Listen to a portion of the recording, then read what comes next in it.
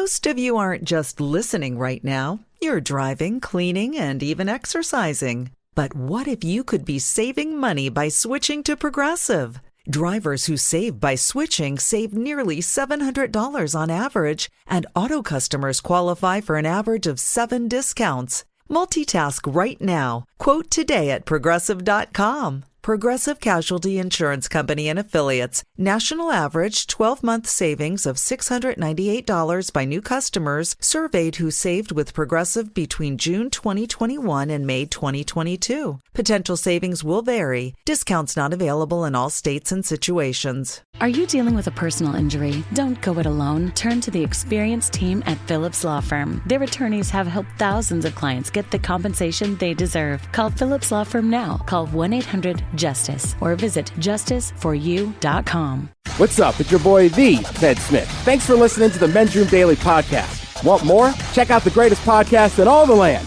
The Podcast. Be sure to subscribe and listen to a brand new episode every Tuesday night. Unfortunately, what you're about to hear is real. The members of this radio program are simply not that bright, or what some people would call educated. They are merely stupid. They're not trying to offend anyone on purpose. And all have played doctors on TV. You have been warned and are cordially invited to join the party. This is the Men's Room. Forget it, man, and get with the countdown. Get with the countdown. Shake this square world and blast off for Kicksville. The trippers, the grasshoppers, the hip ones, all gathered in secrecy and flying high as a kite. This is the Men's Room with Miles and Thrill. You know what they say, shake your radio more than 3 times, and you're playing with it. You're listening to the Men's Room. Hello, here we go. Welcome to season 18, episode number 3851. Along with Steve the Thrill Hill, the Ted Smith, and Mike Hawk. And you are in the Men's Room. On tap today, once again, we play Big Dummy. Ted's meat and potatoes goes for Sunday brunch, so drinks. We will play Profile This, plus headlines, a Men's Room shot of the day, fun with listener emails, and everyone's favorite, TV Time with Ted. Click, clack. Drinking and drunk. All right, here we go. A woman tells a TSA agent during a pat-down that she can't believe they missed the bomb in her bag. Oops. Meanwhile, in a town in Rhode Island, they really have a problem with people dressing in drag. Man steals and takes an hour joyride in an American Airlines bus at JFK. Guy with bumper sticker that reads, "My brakes are good. Is your insurance? We'll have to pay." And a woman is angry her guest messed with her toilet paper. That is all coming on today's very special episode of The Men's Room. And now, here's the question. Hola, bitches. Good day to you and yours. Today is the day that we play Big Dummy, the game show that rewards you for your stunning ignorance. And here's how it works. You call us, we spin the on it. Dude, I'm getting it. I know. Let's go. We will spin the category wheel, and then we'll ask you a question from that category. But here's where Big Dummy separates itself from your average, more reputable game show. We will continue to ask you questions until you get one right. Because, as always, we want you to leave here smarter than you showed up. Now, so far this year, our biggest dummy and returning champ is the lovely and talented Danny, who thought a crematorium was a place they made dairy products and found a way to answer 12 consecutive questions wrong. Can you do better? Of course you can. Everyone else has. So give us a call, and off we go on Big Dummy. Big contestant to play Big Dummy. Call 206-803-ROCK. Like the Men's Room on Facebook. Follow us on Twitter and Instagram at Men's Room Live. And send those emails to the Men's Room at KISW.com. Imagine you're looking at a balancing scale with everything you do for other people on one side and everything you do for yourself on the other side. If it isn't balanced, maybe it's time to spend a little more time on you. And therapy is a great place to start. BetterHelp connects you with a licensed therapist online who can help you find that balance and stick to it. Visit BetterHelp.com/positive to get 10% off your first month. That's BetterHelp.com/positive.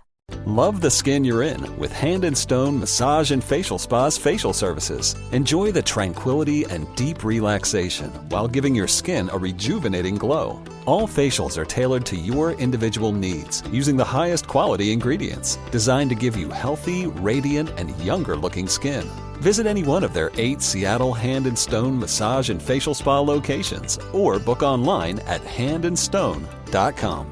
Restrictions apply. See spa for details. You diet, you work out, and still there's that one stubborn spot. Hey, it's Jason. I just went after my stubborn fat by doing cool sculpting at Tureen Dermatology, Minnesota's top cool sculpting provider. Dr. Tureen is my dermatologist. We froze my fat, and those fat cells are gone for good. FDA approved. No pain, no downtime. Ranked top doctor 8 years in a row. Trust the experts at Tureen Dermatology. Call today, 651-633-6883, and say goodbye to stubborn fat. If you're a contractor, it's now easier for you to do business with the Department of Labor and Industries. Go to lni.wa.gov/skip the line and make an appointment with us ahead of time. No waiting around, no wasted time away from your job site. You get in, get out, and get on your way. Easy. So contractors, just go to lni.wa.gov/skip the line to make an appointment and get back to doing what you do best.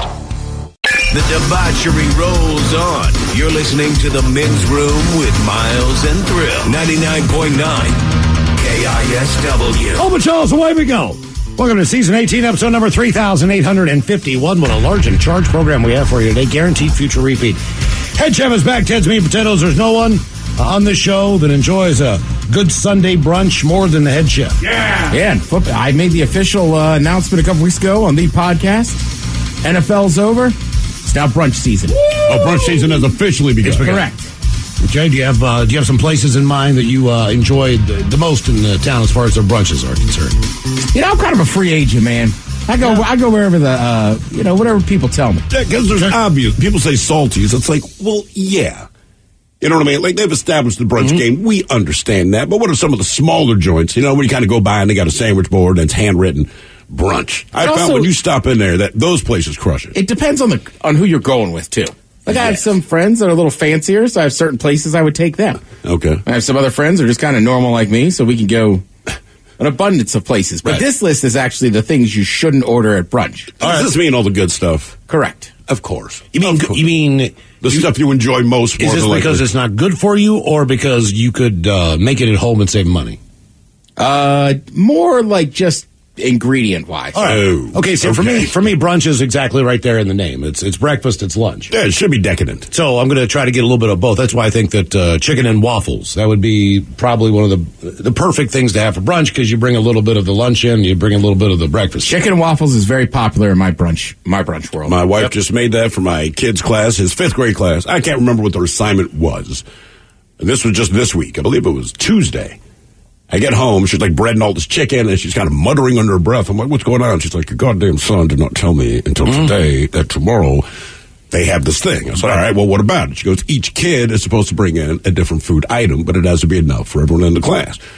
I'm like, well, what does he want? She's like, chicken and waffles. I'm like, of course he does. Well, of course he does. My man. When you go to breakfast, you get eggs, you get bacon if you want, or whatever your normal standard order is. But that is not the standard order you get at brunch. Correct. If I go to breakfast, not me personally. I'm 100% with you. If I go to breakfast, it's almost always going to be some kind of eggs dish. Yep. Right? Bacon. Like standard bacon, toast. But you're right. When you go to brunch, that's when it's like, break out a Benedict, chicken and waffles. And I want to say beef hash. I want to say there was, because I've got it in the, I've got it back in the office for your guess is as good as mine. There is a list of the 10 best cities for brunch in the United States, and Seattle's in the top 10. Oh, no kidding. So we do pretty well as far as the brunch scene is concerned. So it's all brunch all the time on Ted's Meat and Potatoes. And as we do every Monday through Friday, we head on over exclusively to the Odyssey app for the Men's Room Happy Hour. Search for the Men's Room Happy Hour channel. We will see you for more Men's Room every weekday starting at 6. Keep in mind, there's a reason the channel is labeled explicit based on the language we use. And that's exactly right. The language last night on the program. Also the content at times. But today, on the day we play Big Dummy, we like to do a little dirty Big Dummy. And today on Dirty Big Dummy, we get a little bit more historical about some of the kinks that people that you know very well, who are very famous in history, personally had. Okay. That have been documented from various lovers, biographies, autobiographies, where they say, hey, look, this is what I was into at the time. Depending, that's what they call them, lovers. Come here, lover. Yeah, you go back to Julius Caesar times. Like I wonder Julius what Abraham Lincoln. Wonder what Abraham Lincoln was into. If only they'd named something after him. Honest Abe, yeah, exactly. So, Dirty Big Dummy coming up with the Men's Room Happy Hour. Download the Odyssey app. It's absolutely free. Be sure to sign in every time you go to the Odyssey app. That way, if you're listening to the Men's Room or KISW, the more you listen every single hour, you'll be entered to win a chance to tickets to Alice Cooper and Rob Zombie, I believe, at White River Amphitheater. I'm pretty sure that's it. And the more you listen, the more chances you have to enter. So every hour you listen, you'll get another entry to win those tickets. So download the Odyssey app, and we'll see you coming up at 6 for the Men's Room Happy Hour. And today is the day we play the game known as Big Dummy. It's an easy game to play. We'll spin the category wheel. You're either playing for Team Sober or Team Not Sober. Our Big Dummy, returning champion Danny, who took 12 questions to get one right. And as we do when we like to play Big Dummy, we do a little Men's Room poll. And the last time we asked you to pick one, you have a choice of 4 things. This was an overwhelming ass-kicking on what you guys wanted, but it was, look, you can eat anything you want without gaining any weight. Mm-hmm. That was one of the options. You could look 10 years younger. You could have a whole lot of money. Or you could be 3 inches taller. All right. And as we put the poll up for you on Twitter, if you follow us at Men's Room Live, here's how the voting shook out. Looking 10 years younger, only 2%, barely 2%. It was like 1.5%. That means they're still getting laid. Said it really didn't matter from a vanity standpoint. Sure. If they look 10 years younger and also, than they do right now. It doesn't mean you're better looking. You just look 10 years younger, but you're still ugly. You know what I mean? I'm just thinking like, I've known some people for 10 years, and I'm like, you're still ugly now. Exactly. It wouldn't matter. I'm going back to being 53, or from 53 to 43. I still look the same as far as being ugly then. I look uglier now, but it really doesn't matter. It's just, doesn't matter. It's just splitting hairs, right? Coming in at number 3, in third place, to be 3 inches taller. Only 7% of you said, you know what? I could use 3 inches of height. Coming in at number 2, eat without gaining any weight. This one did pretty well. At 22% of you said that would be a cool thing to be able to do. Steve, I know that's something that you've lived with your entire life, which is one of the probably more annoying things of anyone who's known you for a long period of time. Everyone complains about it. Well, sure. I mean, it doesn't matter to you because it's all you know, but everyone else is like, you suck. You come in here every day with a milkshake and, have a milkshake. Drink one now, Frem. Have a milkshake. How many calories you think are in this thing? Your 2 o'clock milkshake, probably 1,200. At least. Look it up. I bet it's 1,200. Caramel ribbon crunch. It's not really that he doesn't gain weight. He's in good health.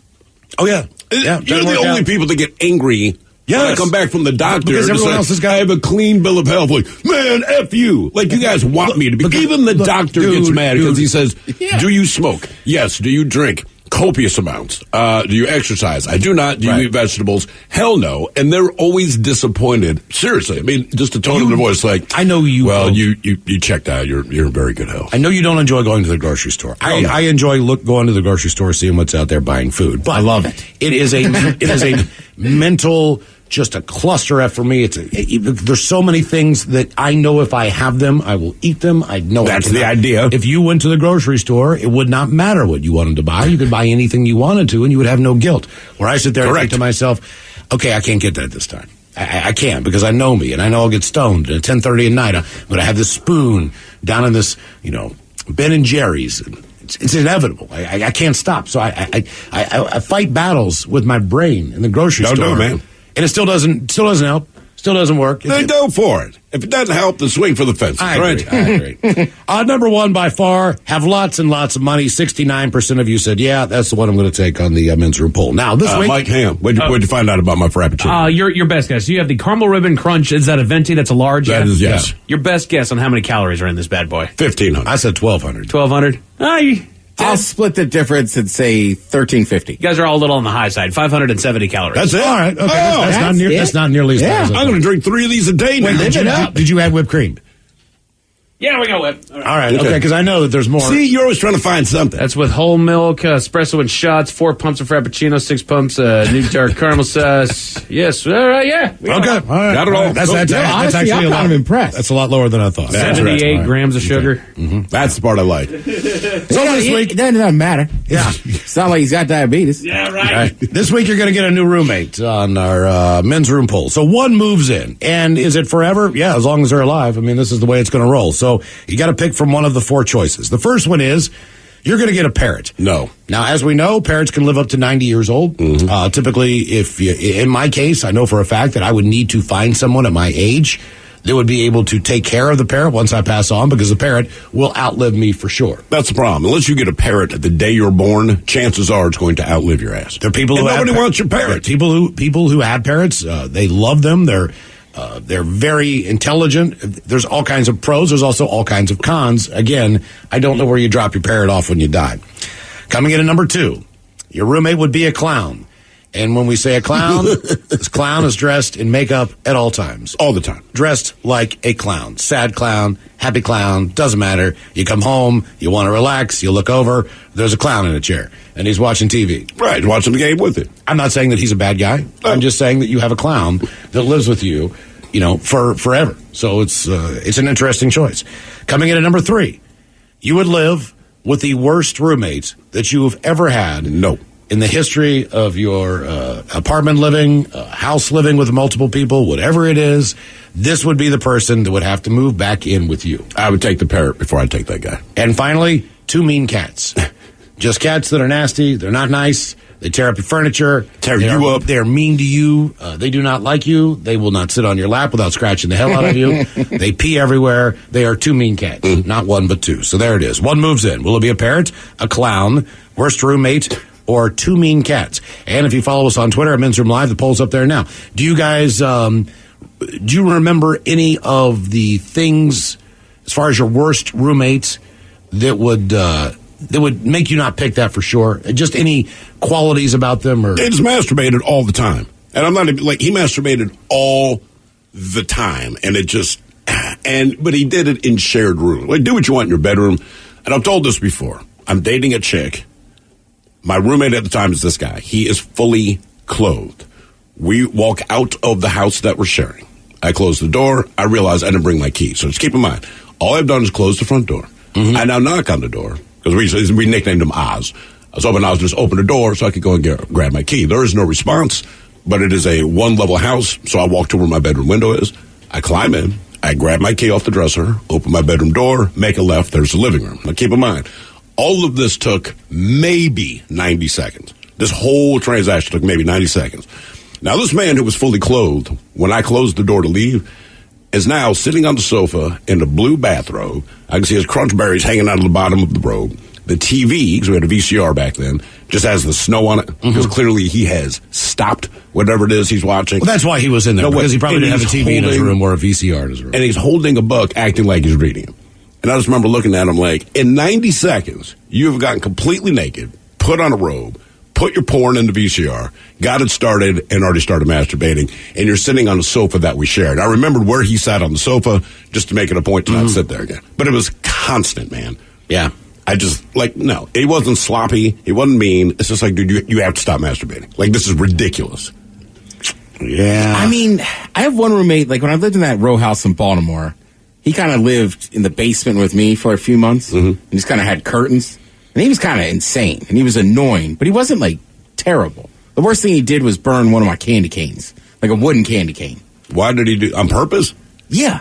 Okay, these were decorations I had. Me and my mom bought them when I was a kid, so I took them up to that house, and we put them out. Sentimental value, yeah. Yeah, so it's springtime or something, and I come home, and they're first of all, it's a row house in Baltimore, so the small backyard, and they're you got to get over here, dude, we're having a fire. I'm like, that seems odd. And then I show up, and I'm like, is that one of my candy canes? And they're like, yeah. And I'm like, why are you burning that? And they're like, well, Axe said he needed something. We needed wood, and these are made out of wood. So you just grab it. Yeah. And then, I chewed him out, and then he, was in the basement. I mean, he was going through some stuff. And I remember he was like, everybody hates me, this and that. And it's like, no, just don't steal stuff and burn it. Right. Yeah. Not a big ask. I might still take him, though, because it was fun. Really? I had this guy at the couch surfed for about 4 months in my house. I could not get him out of the house. We tried like crazy. Are you a roommate at that point? I mean, it's basically yes, because you're eating all the food. Right. You're always on the couch. There's no place to sit down. You and your girlfriend and your dog are there. Oh, my God. It was one of these situations where a guy that I went to high school with, he moved down to North Carolina because he got a job at Walmart. All right. But his girlfriend, I guess, or the person he was dating, he had to move out of state. He had to move out of state to get a job. He had to move out of state. Well, yeah, that's why when Mike brought up that story about the $25,000 in tax breaks to move back to West Virginia, I'm like, and work where? You can't get there's no job. So anyway, when he was in high school, he dated a girl that was a year younger than he was. Mm-hmm. I believe that was I think she was a junior, he was a senior. Anyway, so he leaves when he's 18 years old. Well, she turns 18 around January or something like that, kind of like in the middle of the school year. Right. And she turned 18, but she was a senior. Well, she decided to drop out of school, much to the chagrin of her parents. In her senior year, not finish, not graduate, and moved down to North Carolina with Tim and let him take care of things with his Walmart hourly salary, right? At some point in time, Tim gets pissed off at somebody in the warehouse. I don't know if he took a swing at him. He got fired immediately. So now they're in the truck, and they're driving back to Morgantown, West Virginia. He pulls up in front of our house. We're one of the few people he knows who has enough room, who still does not live at home, blah, blah, blah. Right. Now, the problem with this is that this girl's mother wants her daughter to go back to school. And if she's going to be in Morgantown, and she's just not going to sit on somebody's couch. She's going to go back because she was only down there for like a month, whatever the deal was. And her mom's freaking out, and they drove down and tried to bring her back. And she's now an adult and making these decisions. It was almost every other day. I would come home, and she would be outside on the porch talking to her mother. She was always knocking on the door, always trying to... Oh, my God. So now I'm going to deal with, like, parent drama. All because of Tim's girlfriend and the fact that Tim's girlfriend's mother, and I, much to her credit, did not want her to throw her life away with Tim, who was sitting on the couch. Got fired from Walmart in North Carolina. And you have to understand this. Tim, he is the shirtless driver. So if you've ever been driving down the highway and you see somebody in a car without a shirt on, that's Timmy.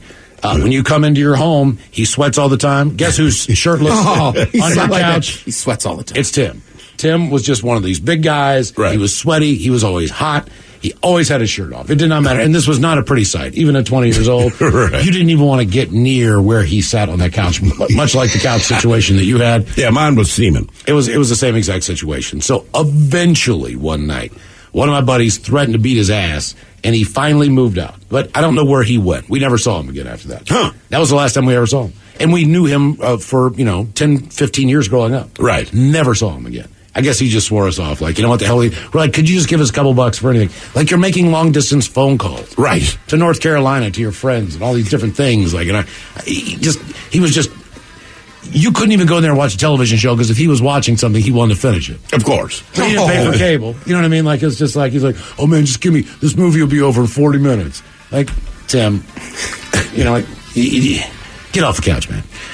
Big Debbie coming up, 206-803-ROCK. What you watch depends on what kind of mood you're in. Sometimes you're craving comedies like Friends or South Park, and sometimes you're more into dramas like HBO's Succession and House of the Dragon. There's also cooking shows like Chopped and Beat Bobby Flay, and even movies like The Lord of the Rings and Shazam! Fury of the Gods. Well, Max is the streaming destination that has the best of entertainment for whatever mood you're in anytime.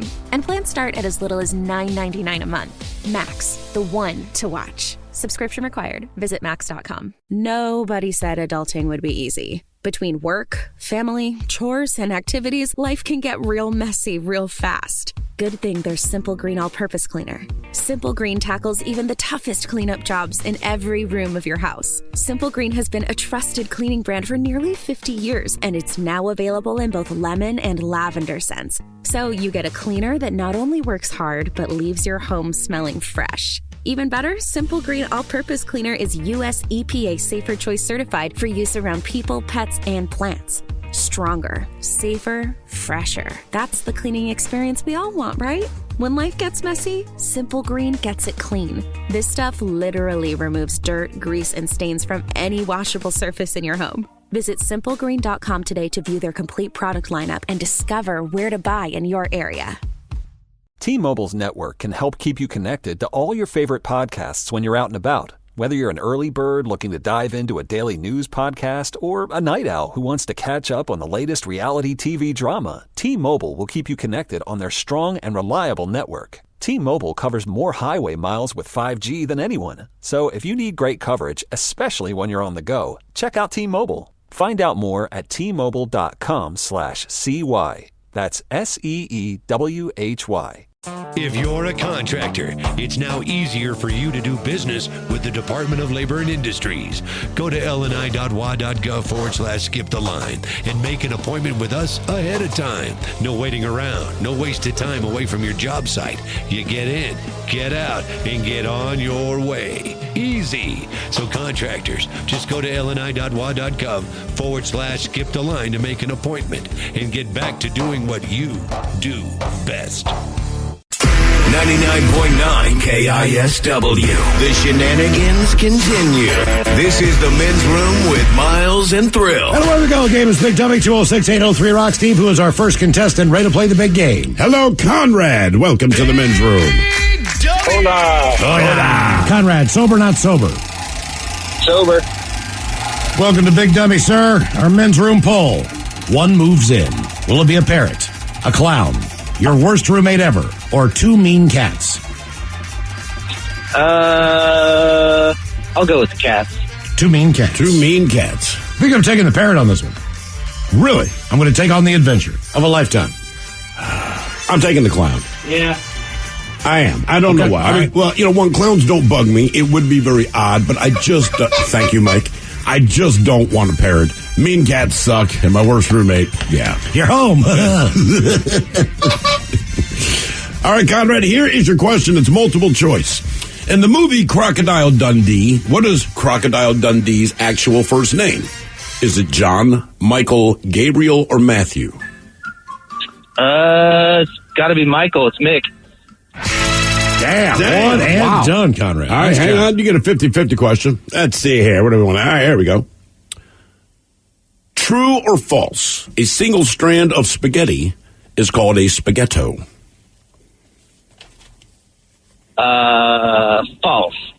That's true. If you have one strand of spaghetti, it's a spaghetto. That's what I'm having for dinner tonight. One strand of pasta. Yes. He's watching his weight. Guess who it is, Ted? James. James, welcome to the Men's Room. Hola, bitches. Hola. James, sober, not sober? Sober. Out stocking beer. That's right. Get that beer in there. Okay.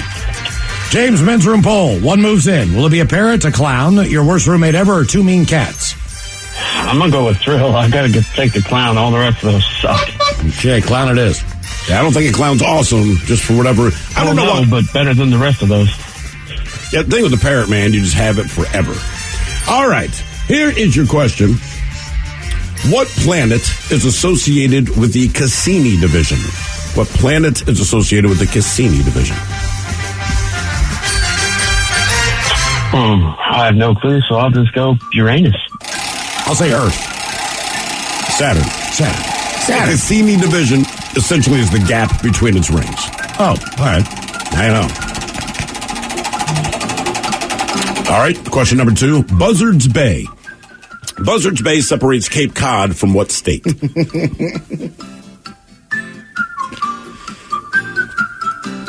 Connecticut? Buzzards Bay separates Cape Cod from... Just think about it. New Hampshire? Massachusetts. No, Massachusetts. Oh. Everyone's dancing right around it. Hey, you got to cross the bridge. It's actually an island. That's why you said Buzzards Bay. I was like, I know exactly where that is. I knew you would know. Why do they call it Buzzards Bay? Just say buzzards not really prevalent in the New England area. That I don't know. It's just, of all the like buzzards? Really? Okay. All right, your question. On what part of the body is an angioplasty performed? The heart. Okay. Yes, indeed. Nice work. Game is Big Dummy, 206-803 Rock. My cousin had a small white dog. Right. Summertime, they're out there by Buzzards Bay. That SOB just jumped in. Into the bay? Correct. And it's like where it's set up, like there's no easy way to get down to like the beach and like get them. So what did they do? Luckily, a fisherman was like going by and just scooped him out. But how that dog survived is beyond me. Just scooped up the dog. Kids, I got bad. We got to go. Can't get to him. Hello, Jordan. Welcome to the Men's Room. Hola. Hola. Jordan, are you sober or not sober? I'm 32 ounces in. Working on 48. 32 ounces. All right, what are you drinking? Well, I fly out to meet my wife in Virginia tomorrow, and I had beer in the fridge, and I got to get rid of it. Yeah, you got to get rid of it. This is going to go bad by the time you get back. Sure. What part of Virginia? Right now, it's just Bud Light. What part of Virginia is the wife in? Fredericksburg, but she's got a lot of family up in Alexandria. Okay. So you're flying into D.C., I guess, Dulles? Yep. All right. Well, enjoy I hate that enjoy a Yingling while you're there, Jordan. All right, what moves in? Will it be a parrot, a clown, your worst roommate, or two mean cats? I've had some pretty bad roommates, but after seeing this video of a cockatoo just going off on this guy, I want a parrot. You're going to take the parrot? That motivated you to want one. Okay. All right. All right, Jordan, here's your question. Toronto is on the shores of which Great Lake? Man, I'm a Navy sailor, and like I'm taking leave for a month, so we don't do lakes. We don't do them. I don't do lakes, man. Hell no. That's for candy asses. Is Huron a lake? Yes, it is. Is it Huron? It is not. Is it Ontario? It is Lake Ontario.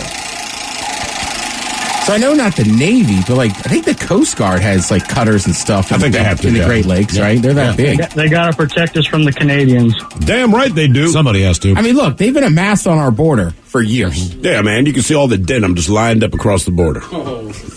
To answer your question, they named it Buzzards Bay because when it was first discovered, they saw Offspray. They didn't know, so they called them buzzards. Okay, all right. There you go. Thank you. We do that a lot. Yeah, because I was like, there are no buzzards in New England. It's just not happening. All right, that makes a lot of sense. Mike, it's kind of like Buffalo and Bison. Yeah, Buffalo Creek. Right. There were no buffalo in that creek. Hell no. All right, Jordan, your question. What character did John Goodman play on Roseanne and currently The Conners? Oh. Is it wrong if I say Mr. Connor? Not entirely wrong, but we need it to be a little more specific. I'm going to say John Connor. I thought Tom. Not Tom. Dan. Did they say if he was dead, if it was all a dream when they tried to reboot that? It was all. I believe it was all a dream. That's what they did. Yeah. That's a weird reboot. Like, he died, and they're like, well, he's back. Right. All right. They did address it when they brought it back. I think they should have gone the Good Times route. What did Good Times do? Oh, that's right. They just killed off the father. Homie never. That was a contract dispute. And they killed him. Ooh. So John Amos, the father on Good Times, he had a contract dispute because the show started getting popular. Like anything, wanted more money. They said no. He said, I refuse to come in. They're like, cool, your character's dead. And they just solved it right there. Famous Amos. Mm-hmm. Yeah. He's got his own money. Well, he went on to own McDowell's, so things didn't go too bad for him. Yeah. All right, your question, multiple choice. Venice Beach, Vero Beach, or Huntington Beach? Which beach is trademarked Surf City, USA? What were they again? Venice Beach, Vero Beach, or Huntington Beach? Well, the first one is Muscle Beach, and so I'm going to go with the Huntington. That is it. Well done. That's right, I forgot Venice is the Muscle Beach. I saw the U.S. Open there of surfing.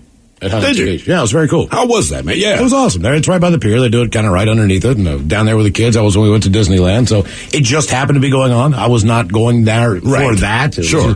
But they have like huge concerts. They have like a big stage on the beach. Where how many people show up for this? Well, a lot, because it's like the equivalent of Blink 182 would be the kind of band that would play there. Sure, more right. California stuff. They had like when we were there, it was Dead Milkmen were playing one night. Really? So it's kind of just that's pretty cool. Just a different kind of like Sublime type of groups. They still have a pretty big music festival down there. Yeah, it's very cool, and it's really it's right on the beach, and because of that, they have bathroom facilities for the beach that can accommodate those concerts. Right. The beach is so busy most of the time, and there's a trail that runs all the way up and down. It's actually not a bad vacation. Road trip. That's it.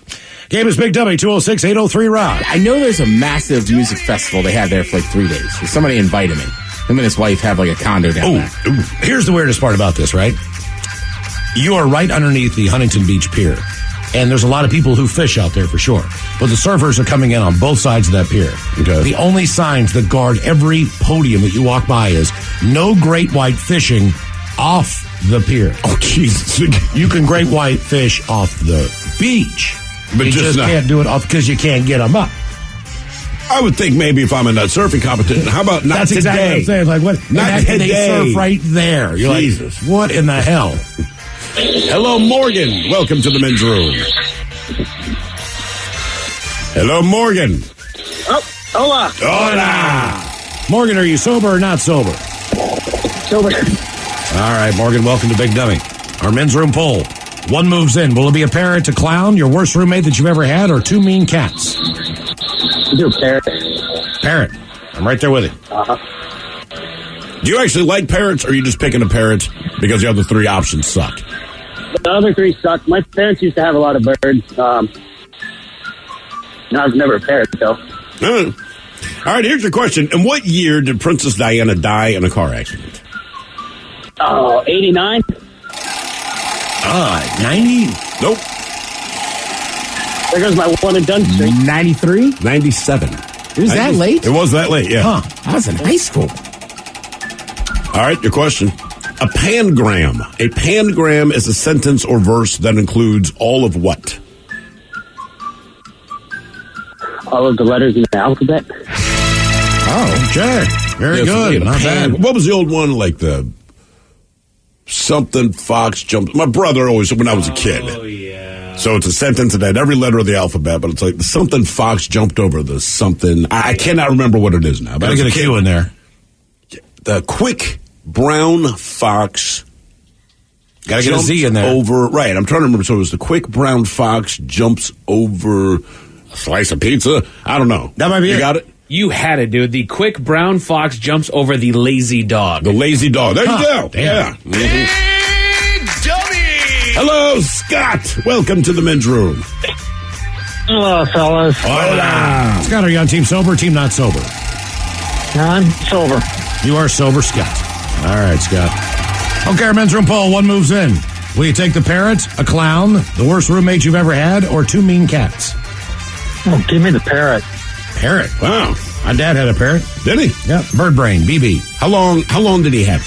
Did it die 5 or did or he give it 6 away? years. I don't know what happened to that parrot. You need to ask his ass. I'll text him during the break. Find out what happened. But I'm not a parrot, man. They're supposed to live a long time. That thing, man, it would take your earlobe off. It would sit there on your shoulder, man, and then just turn and go, bam, zap you. Why would you want that for a pet? He would walk up and down the kitchen. If you went to the kitchen, it'd follow you. Just waddle back into the living room.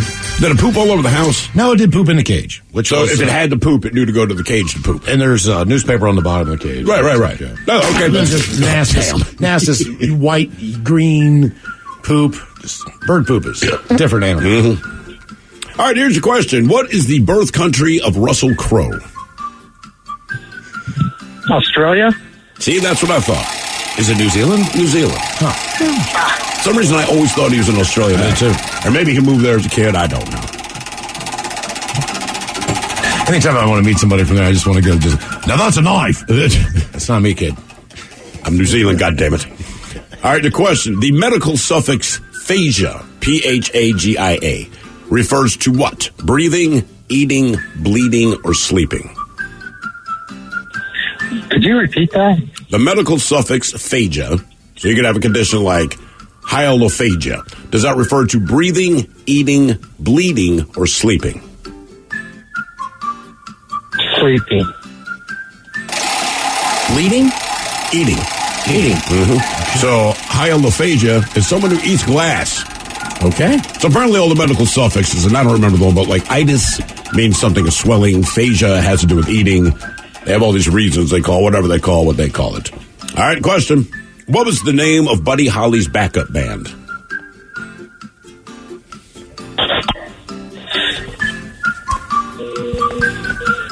Buddy Holly and the...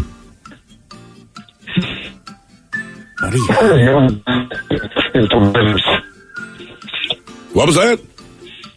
The Whalers. The Whalers. Oh, I'll give you a hint. The Crickets? Yeah, Buddy Holly and the Crickets. I never would have got that one. It'd have been great if his band were 21 Pilots. All right.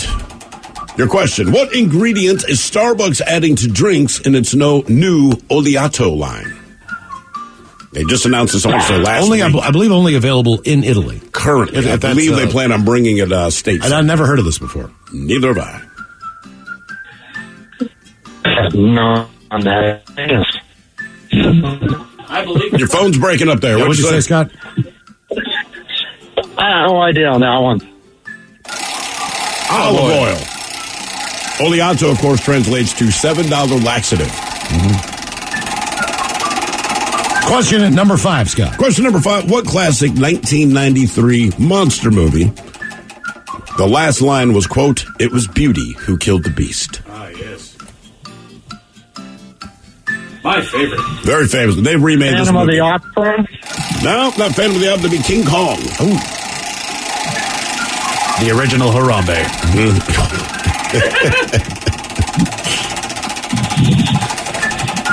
All right, your question. Who was burned at the stake by the English on May 30th, 1431?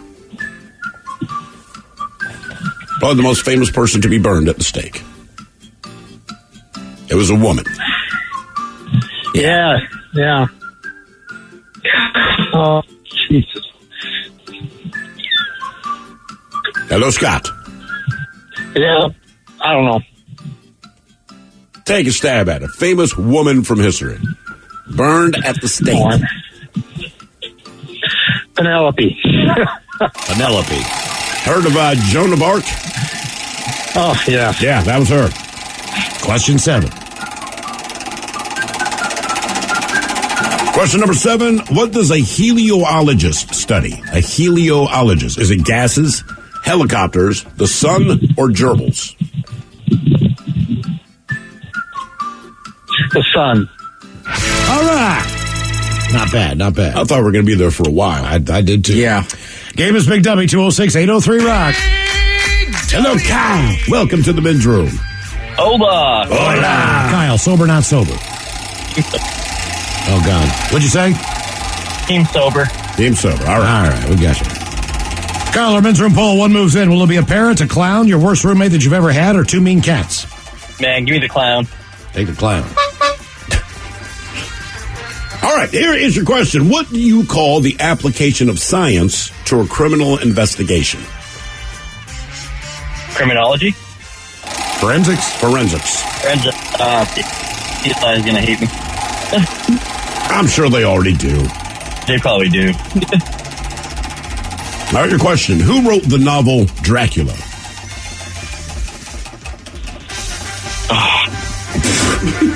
I only know it because they mentioned it so much when the movie came out. It's the only reason I know it as well. Based on the movie was more of the interpretation of the book. Of the book, right. Right. I don't know, Wes Craven? Wes Craven. Bram Stoker. Correct. What's going on with people's phones today? I don't know. And Mike, I know Nicolas Cage is playing a vampire. Is he specifically Dracula or just a vampire? Yes, he is. That was one of the trailers we saw at Cocaine Bear. Oh, God, that's right. Yeah. He's gonna suck your blood. Yeah. Why would you cast him as Dracula? It's funny. God damn. All right, well, you did so well with that question. Who wrote the novel Great Expectations? Oh, man, I'm not a reader. What? I am not a reader. I was going to say Steve the Thrill Hill because I have no idea. There you go. Come on, Great Ted. Expectations. It's right there. He's more well known for a Christmas-related story that he wrote. Oh. A Christmas Carol? Charles Dickens. Yeah, Charles Yeah. Dickens. All right, your question. Charles Dickens. Oh, Chucky. Chucky D. That's, Chucky Right? D. That's what I was feeling like. Oh, man, Charles Dickens coming through. How old do you have to be to serve in the United States Senate?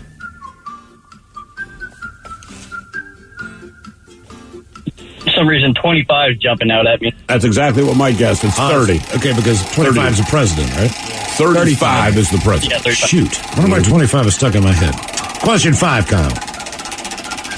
All right, let's go back to math class, non-reader. What is defined as the ratio between a circle's circumference and its diameter? It's also delicious. Say that again. So it's defined as the ratio between a circle's circumference and its diameter. Pi? Bam. Oh. Delicious. That's what I said. It's also delicious. Mm-hmm.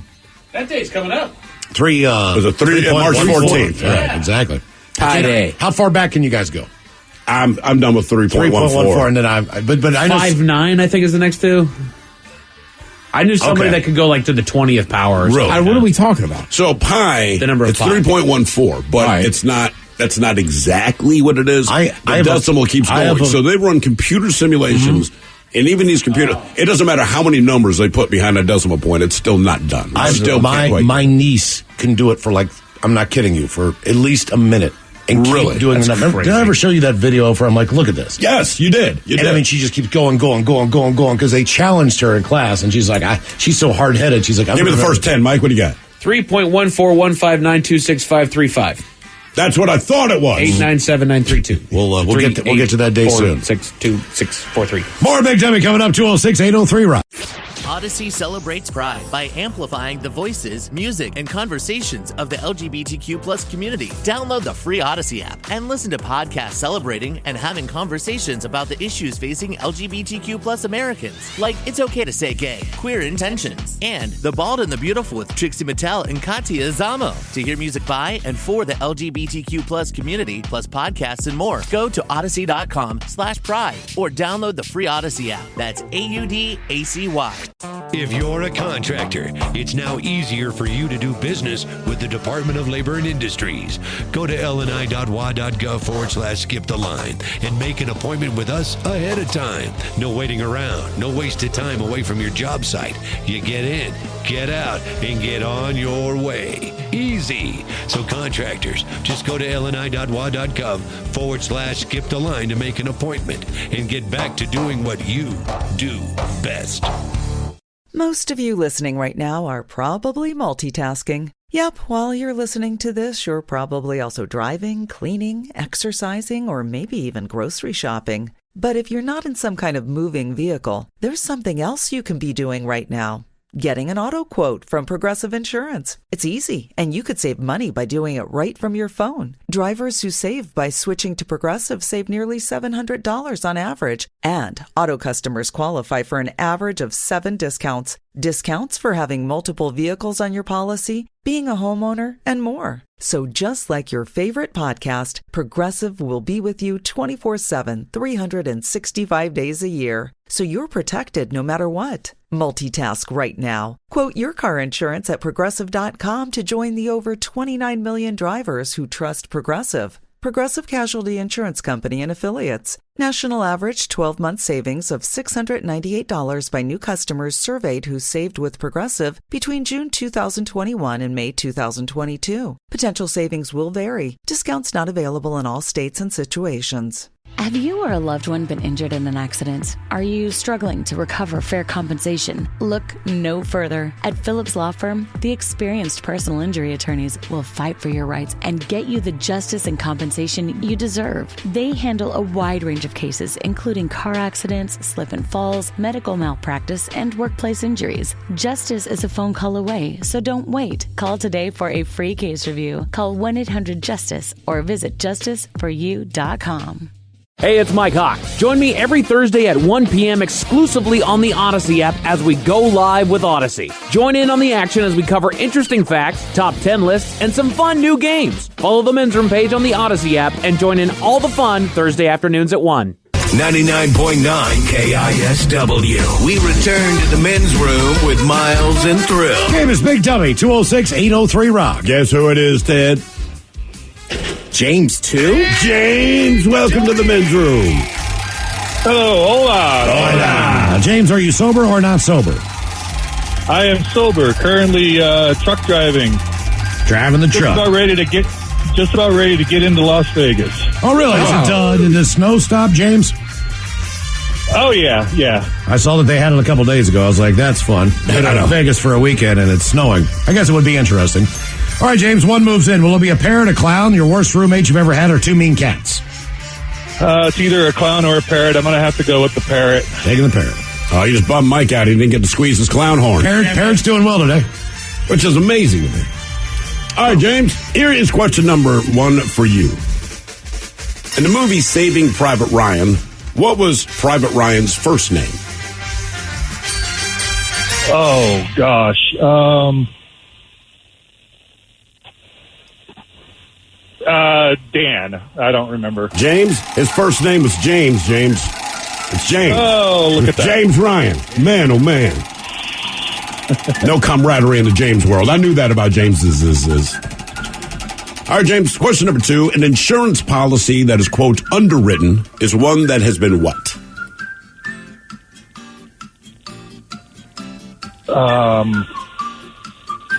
Undervalued? Insured? Signed. Underwritten. Yeah, underwritten. Makes sense. So if you can underwrite something, can you overwrite something? Right. It's curious. All right, your question. What is the chemical name for quicksilver? Mercury. Yeah, you got it, man. Nice work. Nice work. Have fun in Vegas. I was just curious how much a parrot costs. There's a Hold on, let me guess. Parrots for sale in Washington. You can buy one for like a baby for $800. $800. $1,200. There's a lot of parrots for sale. I had no idea. What is the average cost that you're getting there? The bigger the bird you get, more like $1,000. But I'm assuming if you got like a cockatoo, like look at this guy, he's $1,800. He's an umbrella cockatoo. That's probably why. An adult, male, beautiful umbrella cockatoo, very friendly, loves to cuddle, play tricks, and dance once he gets to know you.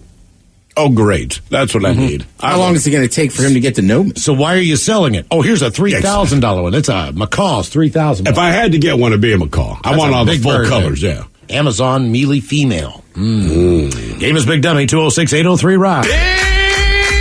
Hello, Frank. Welcome to the men's room. Hey. Hola. Good afternoon, gentlemen. Hola. Frank, sober, not sober? Absolutely sober. Just cleaning up some poo off of a senior basset hound. So. Oh, wow. All right. Good times. You are living the dream, my brother. Where was it located again? It's in the kitchen. Oh, okay. Well, Frank. Frank, one moves in. Will it be a parrot, a clown, the worst roommate you've ever had, or two mean cats? Let's find something for that dog to eat. So let's get that parrot. There you go. Parrot it is. You think your dog can coexist with the parrot? I think the parrot would kill him. The parrot would kill your dog. Okay. All right. I assume so. They're mean. Are parrots notoriously mean, or are they not? I don't know much about them other than I don't want them. Most of these, honestly, gotta say, he's a very sweet bird. Who is going to say this is an awful bird I want you to buy? Yeah, well, there's a reason. There's also a reason it's for sale. Correct. No one's ever going to say, hey, man, this is the worst bird I have ever had in my life. Please give me $1,500 for it. Mm-hmm. All right. Here's your question. What company has employed the largest number of language translators? Which country? What company has employed the largest number of language translators? And it makes absolute sense. What company? Yes. Let's go with Microsoft. Not a bad guess. You're tracking Google. Yeah. Oh, Google. Yeah. Oh, okay. Trust me, they come in very, very, very, very handy. Yeah. All right, we're all familiar with Jason Voorhees. That's how he laughs. Mm-hmm. Jason Voorhees' mask was molded from which NHL team's goalie mask? Was it the Bruins, the Penguins, the Devils, or the Red Wings? Let's go with Penguins. Bruins. Red Wings. Man. Red Wings. Yep, the Red Wings. I thought they all kind of wore that back in the day. I thought they all kind of looked the same, too. I thought it was every team. Right, that's what I thought. But I guess when you read about it, they're very specific. I think the guy was just like a fan of the Red Wings. Is that right? Jason, big Detroit fan. Oh, huge. Massive. He's actually from Detroit. That explains his attitude. That's right. I don't let this camp in this. Homicidal. All right, your question. What is the best-selling ice cream flavor in the United States? Vanilla. Vanilla? Yes, it is. All right, I don't feel that bad now. People make fun of vanilla. No, I love vanilla. Yeah. I like vanilla, too, but it's always a bad description if you say something's vanilla. But which clearly, makes no sense. We love vanilla. Mm-hmm. I got shamed so much in my family. We'd go to Baskin Robbins, 31 flavors, and you get vanilla. Yeah, it's one of the 31 flavors. I feel different about that because vanilla, you know for a fact, you can go to the grocery store and get. Sure. When you offer me the 30 well, then of the don't put it in the even if you buy like a cheaper Umpqua or one of the lesser brands that aren't the expensive ones, like the Ben & Jerry's of the world or whatever, and they don't put any vanilla bean in there or any of that stuff, it's still delicious. Good. Then you get the one with the vanilla bean, and it's delicious. Then you get the French vanilla, and it's delicious. Which one do you guys lean on if you're going vanilla? Bean. Do you get the regular vanilla? You go with the bean? The Dryers or the Breyers of the world, probably. I think I usually, if I get something just regular vanilla, but I think French vanilla is probably my favorite. Agreed. Mm-hmm. It's all good. I like them all. If you like vanilla, they're all good. Name really is Big Dummy. 206-803-ROCK. Hello, Lonnie. Welcome to the men's room. Hello. Lonnie, are you sober or not sober? We're going to Team Sober. You're on Team Sober. Sounds like it. Yeah. All right, Lonnie, men's room poll. One moves in. Will you take the parrot, the clown, the worst roommate you've ever had, or two mean cats? I like to take the clown. Taking the clown. Lonnie and the clown. Sounds like a TV show. It really does. I'll take the clown. Oh, Lonnie, did you bring the clown again? You got to stop bringing the clown. Come on. He goes everywhere with me. I'm Lonnie. Lonnie and the clown. If I were a clown and I'm like permanently have to wear clown makeup and whole outfit, I'm driving for Uber. Just like, hey, are you Mike? Like, oh my God, yeah, I'm the driver, buddy. Hop on in. You going to the embassy suites? What room you staying in? All right, here is your question. Mano a mano translates to what? One-on-one? Man on man? That's what I always thought it was. But it's hand to hand. Oh. Mano a mano. All right, the Pope, you may have heard him. Fancy clothes, nice little hat. The Pope is guarded by soldiers from what country? Can you repeat the question? I sure can. The Pope is guarded by soldiers from what country? Pope is good. I don't know much about this country, but the flag's a big plus. I'm drawing a blank. I'm going to go with England. Is it Sweden or Switzerland? Switzerland. Swiss Guard. Yeah. I wonder if they'll have Swiss Army knives. I'm sure they do. Could you open this can, sir? I sure can. Can you cut this string off my sweater? I can do that, too. I have a piece of chicken in my teeth. I have a toothpick. Oh, you do? Thank you. You have a corkscrew. I have a nail file. Always comes in handy. That's the least used one, I think. Yeah. Mm-hmm. For me, it's the little saw blade in there, or the little poker thing. It's like the hard on the back side. Yeah. Mm-hmm. All right, Lonnie, your question. Amelia Earhart was the first woman to fly solo across the Atlantic. But who was the first woman to fly across the Atlantic as a passenger? You've heard of this woman, I guarantee you. I do believe it was one of the first ladies, but I can't think of the name. You have heard of this woman?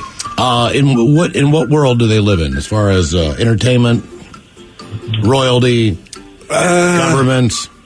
I don't know, adventurer, I guess. Something like that. Okay. Give me a guess. Oh, man. Mike has figured it out.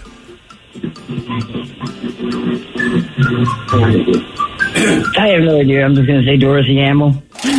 Okay, so Amelia Earhart was, in fact, the first woman to fly solo across the Atlantic, the first woman to fly across the Atlantic as a passenger. So I guarantee you've heard of her. It was Amelia Earhart. Oh. Uh-huh. She was like, hey, I should try this for myself. Lonnie, are you stoned? A little bit. Okay. Because you said sober when you called up, and I kind of got the idea maybe you weren't. Question number 5, Lonnie. Question number 5. What is the largest muscle in the human body?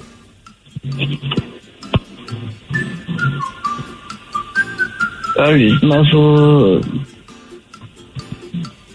Tongue? Your what? The tongue. No, not the tongue. Quad? The gluteus maximus? That is correct. All right. Your ass. Your big butt. Question 6. Question number 6. Within the English language, what author has the most published books? Is it Stephen King, Dr. Seuss, Agatha Christie, or L. Ron Hubbard? Stephen King. That would have been my guess. L. Ron Hubbard? L. Ron Hubbard. Yeah. Yep. That guy that made Scientology? Yep. Mm-hmm. All right, we'll give you another multiple choice question here. Go into space, summit Mount Everest, swim across the English Channel, or win a Nobel Prize. A lady by the name of Gertrude Ederle. Anyway, she was the first woman to do what? Go into space, summit Mount Everest, swim across the English Channel, or win a Nobel Prize. What was her name? Gertrude Errol. Nobel Peace Prize? What was that? Nobel. The Nobel Peace Prize? I'll say swim the English Channel. Swim the English Channel. That's correct. Question number 8, Lonnie. Wow. Well, she was pissed when they told her what boats were. Man, oh man. You have a tunnel now? What? I swam all this way? All right. Where in your body would you find the malleus, the incus, and the stapes? Would that be the ear, nose, throat, or liver?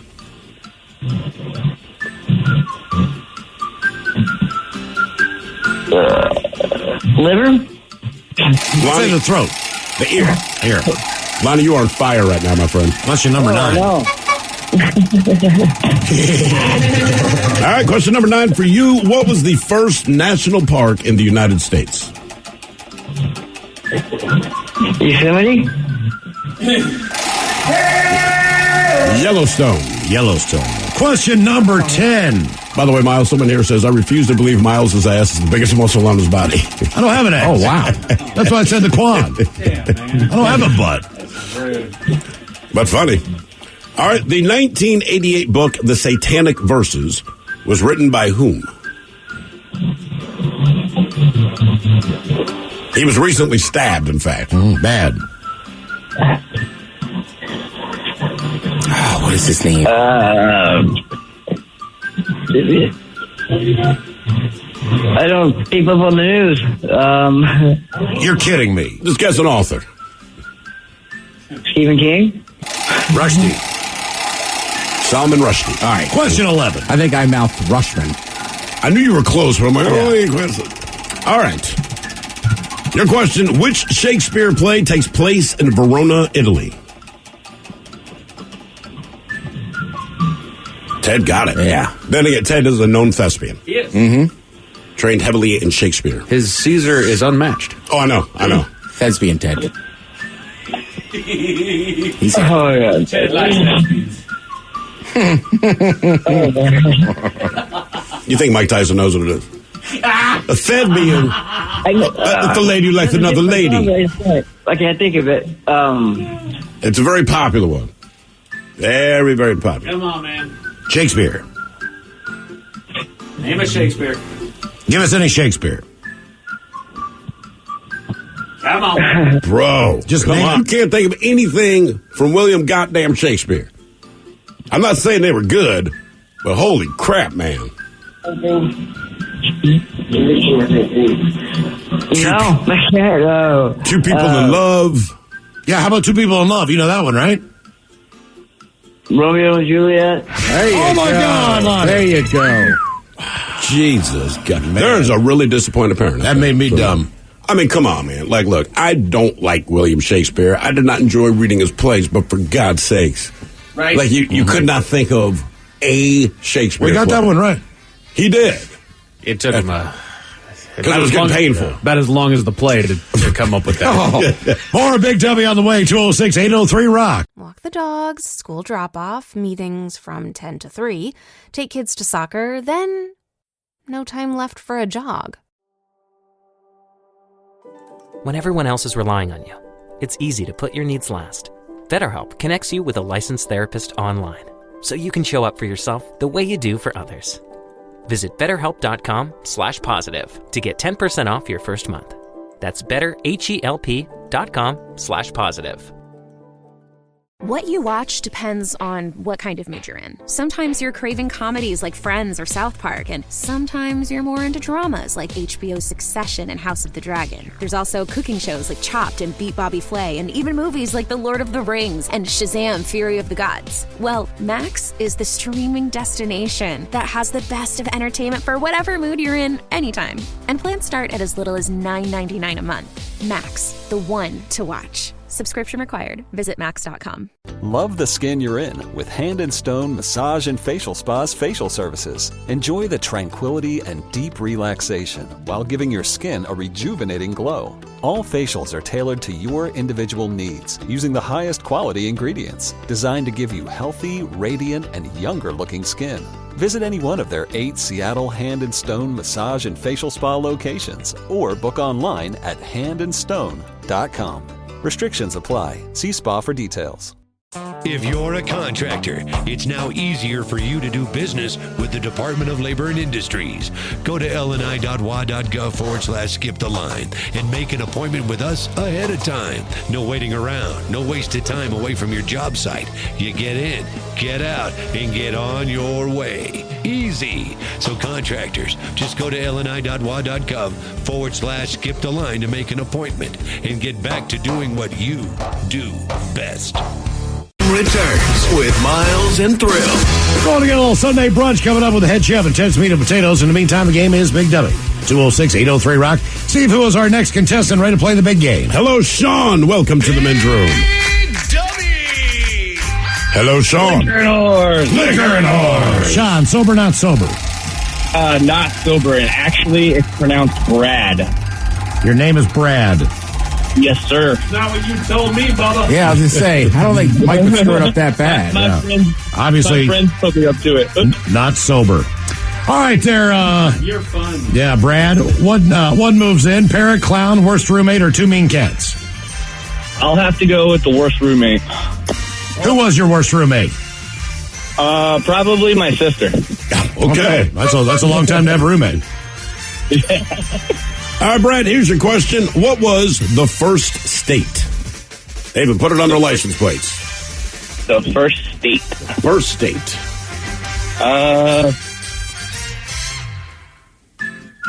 Oh, that's right. Yeah. Oh, man. It's a teeny tiny place. Not Rhode Island, but a teeny tiny They place. got cool black license plates, though. Connecticut.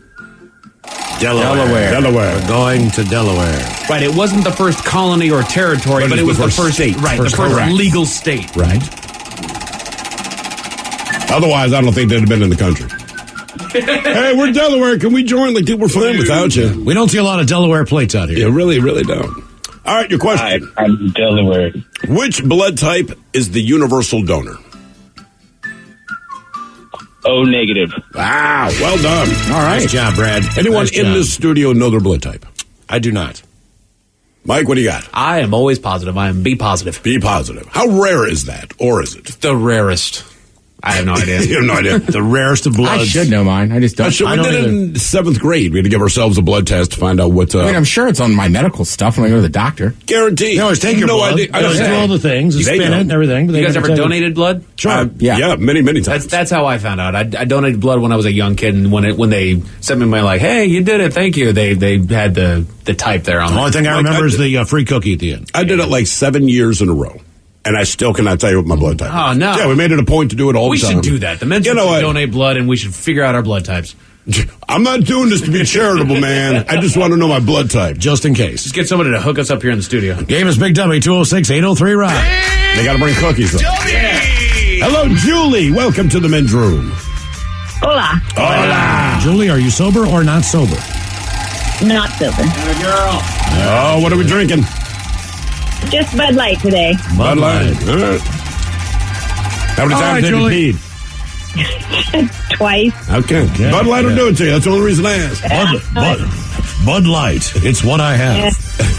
Come on. Men's room poll there. Julie, one moves in. Will it be a parrot, a clown, worst roommate, or two mean cats? I'm going to go with Parrot. Parrot. Sweet. No, it's not. You're stuck with this thing forever. I don't know. Maybe it'll be your best friend for life. No. Well, then when you die, it's going to be depressed. That's it. And if your best friend's a parrot, like, seriously, man, you get out there in the world. Go do something. All right, Julie, here is your question. What were the first names of the members of the Jackson 5? Oh, wow. Oh, crap. All of them? Well, all 5 of them, sure. Dang. Well, you got Tito. Yep, Tito. Simple, the most famous. Michael. Yeah, Michael. Oh, my God. Craig. What? We got Michael, we got Tito. There's three Jacksons that Julie just doesn't care about. I just guess I don't. That's the only people I can ever remember. Okay, there's Randy. All right, Jermaine. Randy was not part of the Jackson 5. It wasn't Jermaine. Jermaine, in yes. there. So you got Tito, Michael, Jermaine. This is where I stopped. Scott Jackson. Nope. I think Brando. Marlon. Marlon. Oh, yeah, Marlon was the other young kid, right? I thought he was a Wayans. And Jackie. Oh, Jermaine, Marlon, Jackie, Tito, and Michael. And all of them are weird. All right. Your question. Nicolas Cage is the nephew of what famous director? I think that's, of course, I don't know. Famous director. Name. Isn't it The Godfather? Right? Yeah, he did direct The Godfather. He did. For Coppola. There you go, Bud Light Julie. Well done. Nice job. Nice job. Well done. Game is Big Dummy, 206-803-ROCK. Hello, Alicia. Welcome to the men's room. Hola. Hola. Alicia, are you sober or not sober? I am sober. Welcome to Big Dummy there, Alicia. What do you want to do there on the men's room poll? One moves in. Will it be a parrot, a clown, the worst roommate you've ever had, or two mean cats? Let's do the roommate. Worst roommate. How bad was your worst roommate? What was the worst thing about them? Honestly, I only ever had one roommate, and she was just never there. That's the best kind of roommate ever. Yeah, no wonder you picked that. Come on. Yeah, I'll take that one. That's a cop-out. Old Alicia playing the system like I said she would. All right, Alicia, here is your question. In what country does The Jungle Book take place? Africa? That would be a continent. Yeah, sorry. That's all right. Any guesses? The Jungle Country. Book. India. India. It is India? Yeah, well, there's tigers. Aha. There you go. And the tiger's name was Khan. Oh, yeah. Right. Khan! All right, there, Alicia. In what part of the body would you find Cowper's fluid? What part of the body would you find Cowper's fluid? Cowper. Mm-hmm. The eyes? Well, sometimes. I'll say no. I'll say the knees. No. On occasion, she's correct. You would find Cowper's fluid in the male penis. Oh. It is when a guy's getting all excited, kind of the clear fluid? Yeah. All right, that's what Cowper's fluid is. So Alicia, you were so close. Like the warm up? The warm up lubricants. Yeah, I'm getting a little excited. Yeah, not the semen itself, but yeah. You haven't even touched me yet, but Alicia, you just gave me my favorite guest today. Like, well... The opening act. Yeah. We can arrange that, but not traditionally. All right, your question. Who was the first American Idol winner? Kelly Clarkson. Yes. Damn. Good job. I always forget that she was even on. What was the name again? Was it Kelly Clarkson? Kelly Clarkson, yeah. She was the very first one. She was. That's how we know her, but she's done quite well for herself, so you kind of forget about that. Who was number two? Didn't they, like the first 2 or 3 seasons, they had like a stack Ruben Studdard? Maybe. No. Wait, did he win or no? He won. Right. It was a big deal because Justin Guarini almost won the first year, and then there's Clay Aiken. Right, but Clay he didn't Aiken win. did not win. He lost to Ruben Studdard. That's what I'm saying. It just seems like there was a lot of guys second and third in those first and they've few done years quite well. It still went on. Right, so you got Kelly Clarkson, who was the first. You got Ruben Studdard, Fantasia Barrino. Oh, yeah. I remember her. She had a good reality show for a minute. Nobody called Carrie Underwood. Oh, I didn't know she won. I thought she was I thought she lost that competition. She's coming to Climate Pledge here in a couple weeks. I'm sure it'll sell out in 4 seconds. I just go and put earplugs in and watch. I know, man. I don't even have to listen to Lord. the music. Just give me some good tickets, man, or binoculars. Did you not see her years ago when she was in the studio? In the building? No, I don't think so. I don't remember seeing her. No. I remember Jessica Simpson a lot. Yeah. So Jessica Simpson, both good stories. Jessica Simpson I saw and walked into a wall. It's smooth, brother. Carrie Underwood, this was years ago. All right. So me and Miggs, he's like, Carrie Underwood's here, like across the hall. We got to fake like we're going to the bathroom. Sure. Right? So I'm like, all right. So then we're walking back that hallway from the bathrooms. He's right behind us. Say something. So as I open the door to go into our place, I turn around and I go, hey, tell your boyfriend congratulations. Because she had dated Tony Romo. Right. He had just signed a massive contract. She goes, who? And I go, Tony Romo. And she's like, that's not my boyfriend. Jeez. Well, because they had just broken up. I wasn't aware. But as she says that, a very large black security guard just kind of moves his arm and moves me out of the way. Like, get away from Carrie. Mm-hmm. You already screwed up. Jesus. He probably did you a favor. Carrie Underwood is tiny, though. Is she? Oh, my God, yeah. All of them are, man. Yeah. Even Jessica Simpson. So when we was saw Sheryl her- Crow was a little tiny person. Did we see Sheryl Crow? Yeah. She was in the studio, too. You only ever see Carrie Underwood with, like, other... like Tiny female people. musicians, right? Yeah. But A lot of those musicians, like they're saying, I insulted her to her face. She's tiny. She's 5'3". Yeah, Okay. dude. I think you'd be surprised how we always say this. Musicians and actors tiny.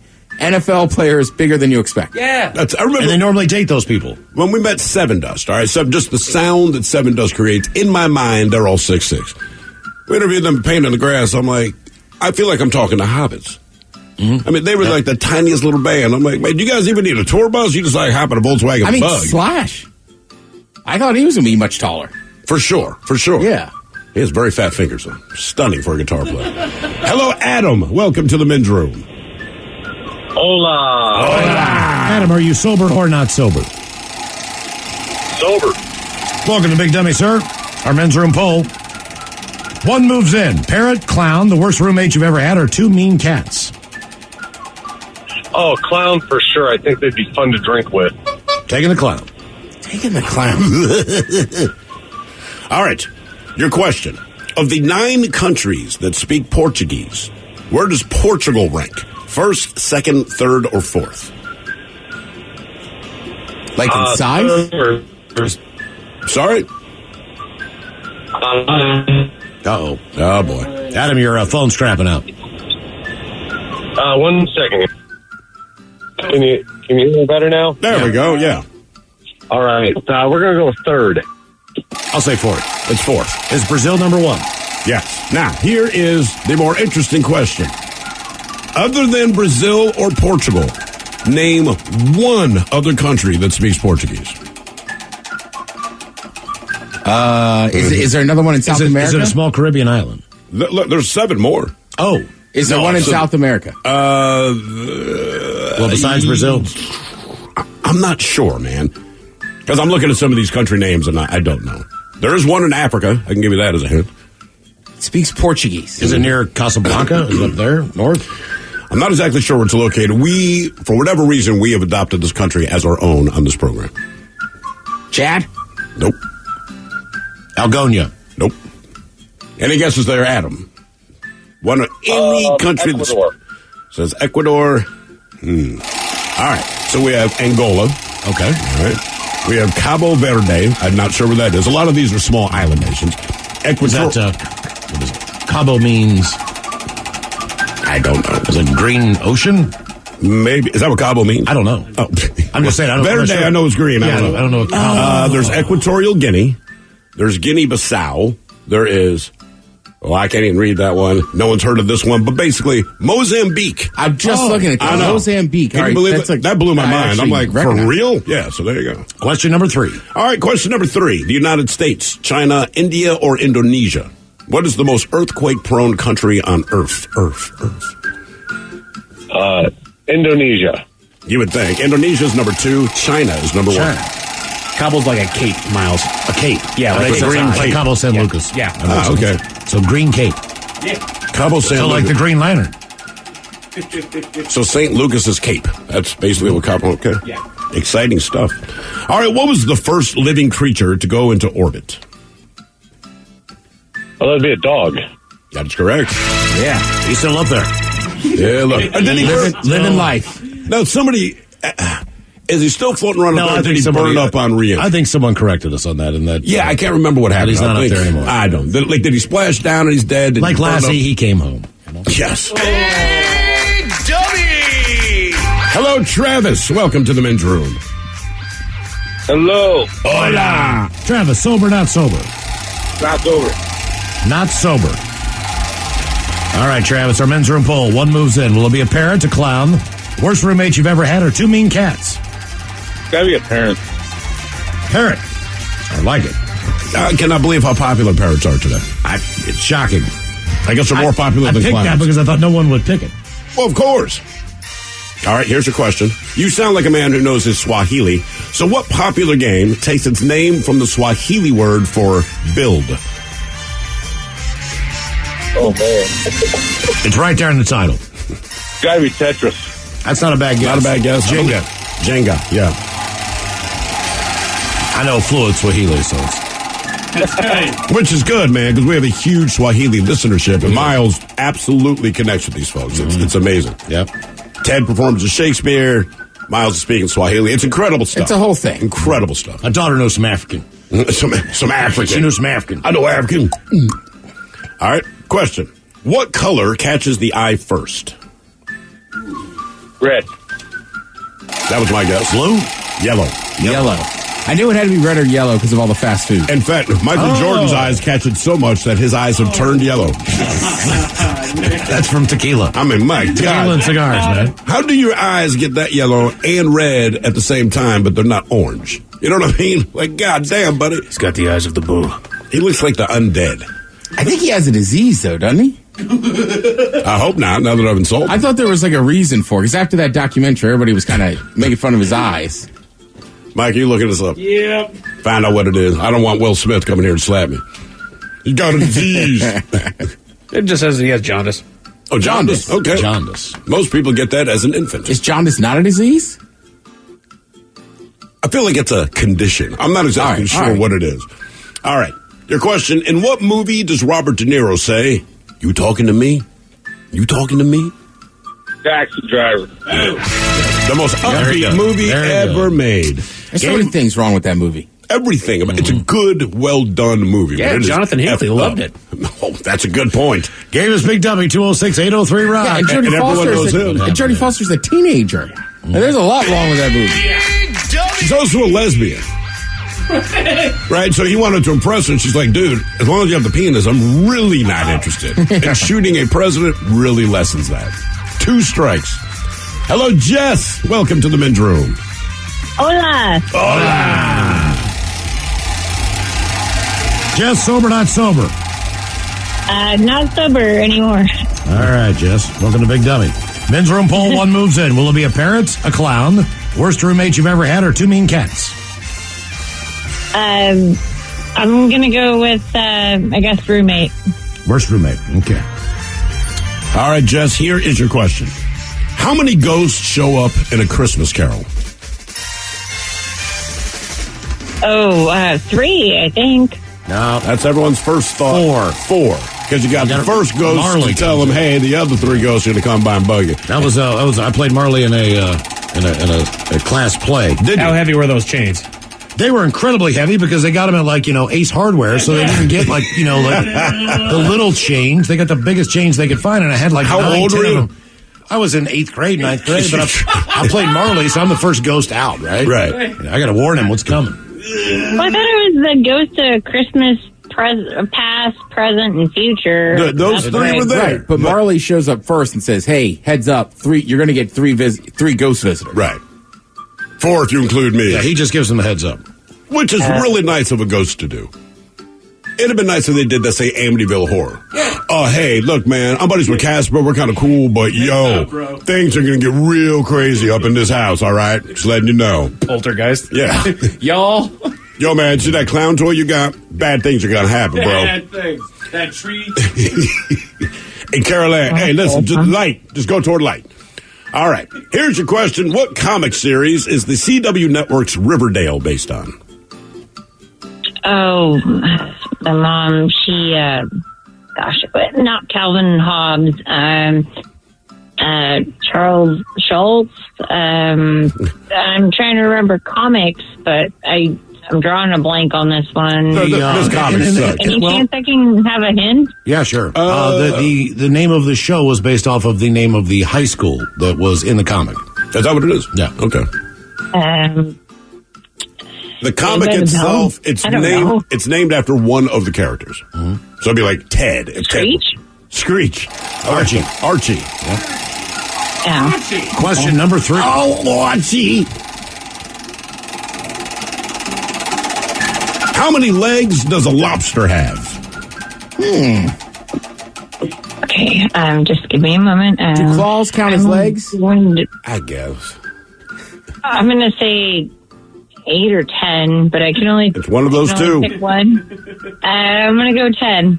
Okay. There you go. There you go, Jess. Very good. You don't know your comics, but you know your lobster legs. Let's do it one more. One more on Big Dummy.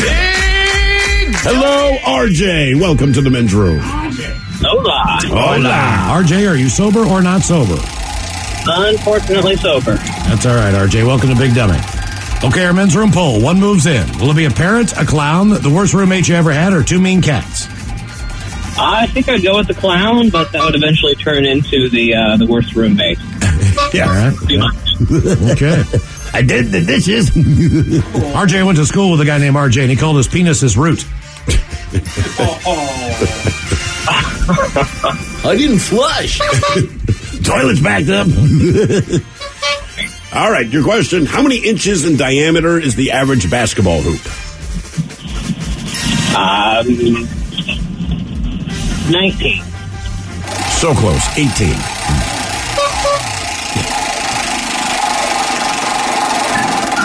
All right. What superhero team includes Robin, Kid Flash, Aqualad, the dumbest ass name ever. Aqualad, and Wonder Girl. So Robin, Kid Flash, Aqualad, and Wonder Girl. Not really familiar with DC, but I don't know, Thunder Kids? Thunder Kids. It would be the Teen Titans. Although no teen would be like, please call me Aqualad, because that's cool. Just sounds so British. It does. Aqualad. Hey, off with the Aqualad. You in the water? All right, your question. Oh, boy. Desynchronosis. Desynchronosis is the technical term for what? Sneezing, jet lag, ice cream headache, or rolling your R's? Rolling your R's. Rolling them? Rolling them, Ted. Rolling the arm. Rolling the R's. I would say ice cream headache. Jet lag. That sounds like a weird cocktail I would try. With jet lag? Yeah, man. You have two of them and you were down. But it's got Red Bull in it. Wakes you up. All right. Absinthe and Red Bull. Oh, wow. They call that felony in the making. All right, your question. Soda sleep. Well, that's what you drink 3 jet lags. We're told not to do it. What bird can swim but not fly? I would say that'd be a penguin. You are correct. Very good, RJ. Head Chef coming up. It's all about the Sunday brunch on Ted's Meat and Potatoes. You are listening to The Men's Room. You diet, you work out, and still there's that one stubborn spot. Hey, it's Jason. I just went after my stubborn fat by doing cool sculpting at Tureen Dermatology, Minnesota's top cool sculpting provider. Dr. Tureen is my dermatologist. We froze my fat, and those fat cells are gone for good. FDA approved. No pain, no downtime. Ranked top doctor 8 years in a row. Trust the experts at Tureen Dermatology. Call today, 651-633-6883, and say goodbye to stubborn fat. T-Mobile's network can help keep you connected to all your favorite podcasts when you're out and about. Whether you're an early bird looking to dive into a daily news podcast or a night owl who wants to catch up on the latest reality TV drama, T-Mobile will keep you connected on their strong and reliable network. T-Mobile covers more highway miles with 5G than anyone. So if you need great coverage, especially when you're on the go, check out T-Mobile. Find out more at T-Mobile.com/CY. That's SEEWHY. Odyssey celebrates Pride by amplifying the voices, music, and conversations of the LGBTQ plus community. Download the free Odyssey app and listen to podcasts celebrating and having conversations about the issues facing LGBTQ plus Americans, like It's Okay to Say Gay, Queer Intentions, and The Bald and the Beautiful with Trixie Mattel and Katia Zamo. To hear music by and for the LGBTQ plus community, plus podcasts and more, go to odyssey.com/pride or download the free Odyssey app. That's AUDACY. Southern Company is making energy smart and sustainable for their 9 million customers across the country. From modernizing infrastructure to achieving their interim carbon reduction goal 10 years early, Southern Company is committed to building a clean, resilient energy future. Learn more at southerncompany.com/future. Southern Company, building the future of energy. Have you or a loved one been injured in an accident? Are you struggling to recover fair compensation? Look no further. At Phillips Law Firm, the experienced personal injury attorneys will fight for your rights and get you the justice and compensation you deserve. They handle a wide range of cases, including car accidents, slip and falls, medical malpractice, and workplace injuries. Justice is a phone call away, so don't wait. Call today for a free case review. Call 1-800-JUSTICE or visit justiceforyou.com. Let's face it, Sometimes multitasking can be overwhelming, like when your favorite podcast is playing and the person next to you is talking and your car fan is blasting, all while you're trying to find the perfect parking spot. But then again, sometimes multitasking is easy, like quoting with Progressive Insurance. They do the hard work of comparing rates so you can find a great rate that works for you, even if it's not with them. Give their nifty comparison tool a try, and you might just find getting the rate and coverage you deserve is easy. All you need to do is visit Progressive's website to get a quote with all the coverages you want, like comprehensive and collision coverage or personal injury protection. Then you'll see Progressive's direct rate, and their tool will provide options from other companies all lined up and ready to compare, so it's simple to choose the rate and coverage you like. Press play on comparing auto rates. Quote at Progressive.com to join the over 29 million drivers who trust Progressive. Progressive Casualty Insurance Company and Affiliates. Comparison rates not available in all states or situations. Prices vary based on how you buy. What's up? It's your boy, the Ted Smith. Thanks for listening to the Men's Room Daily Podcast. Want more? Check out the greatest podcast in all the land, The Podcast. Be sure to subscribe and listen to a brand new episode every Tuesday night. The debauchery rolls on. You're listening to the Men's Room with Miles and Thrill. 99.9 KISW. Cool to get a little Sunday brunch coming up with the head chef and Ted's Meat and Potatoes, but first time for a few emails from the men's room at KISW.com. You've got mail.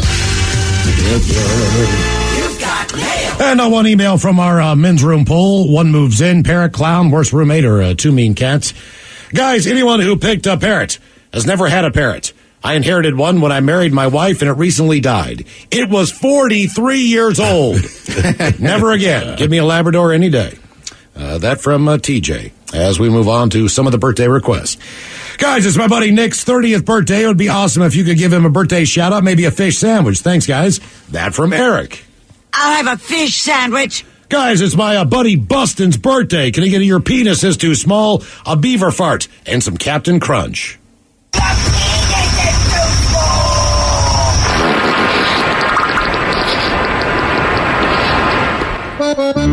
Ooh, well, ahoy there. With the old captain sailing the seven seas, it's not unusual for the old Capitan to hear a beaver fart.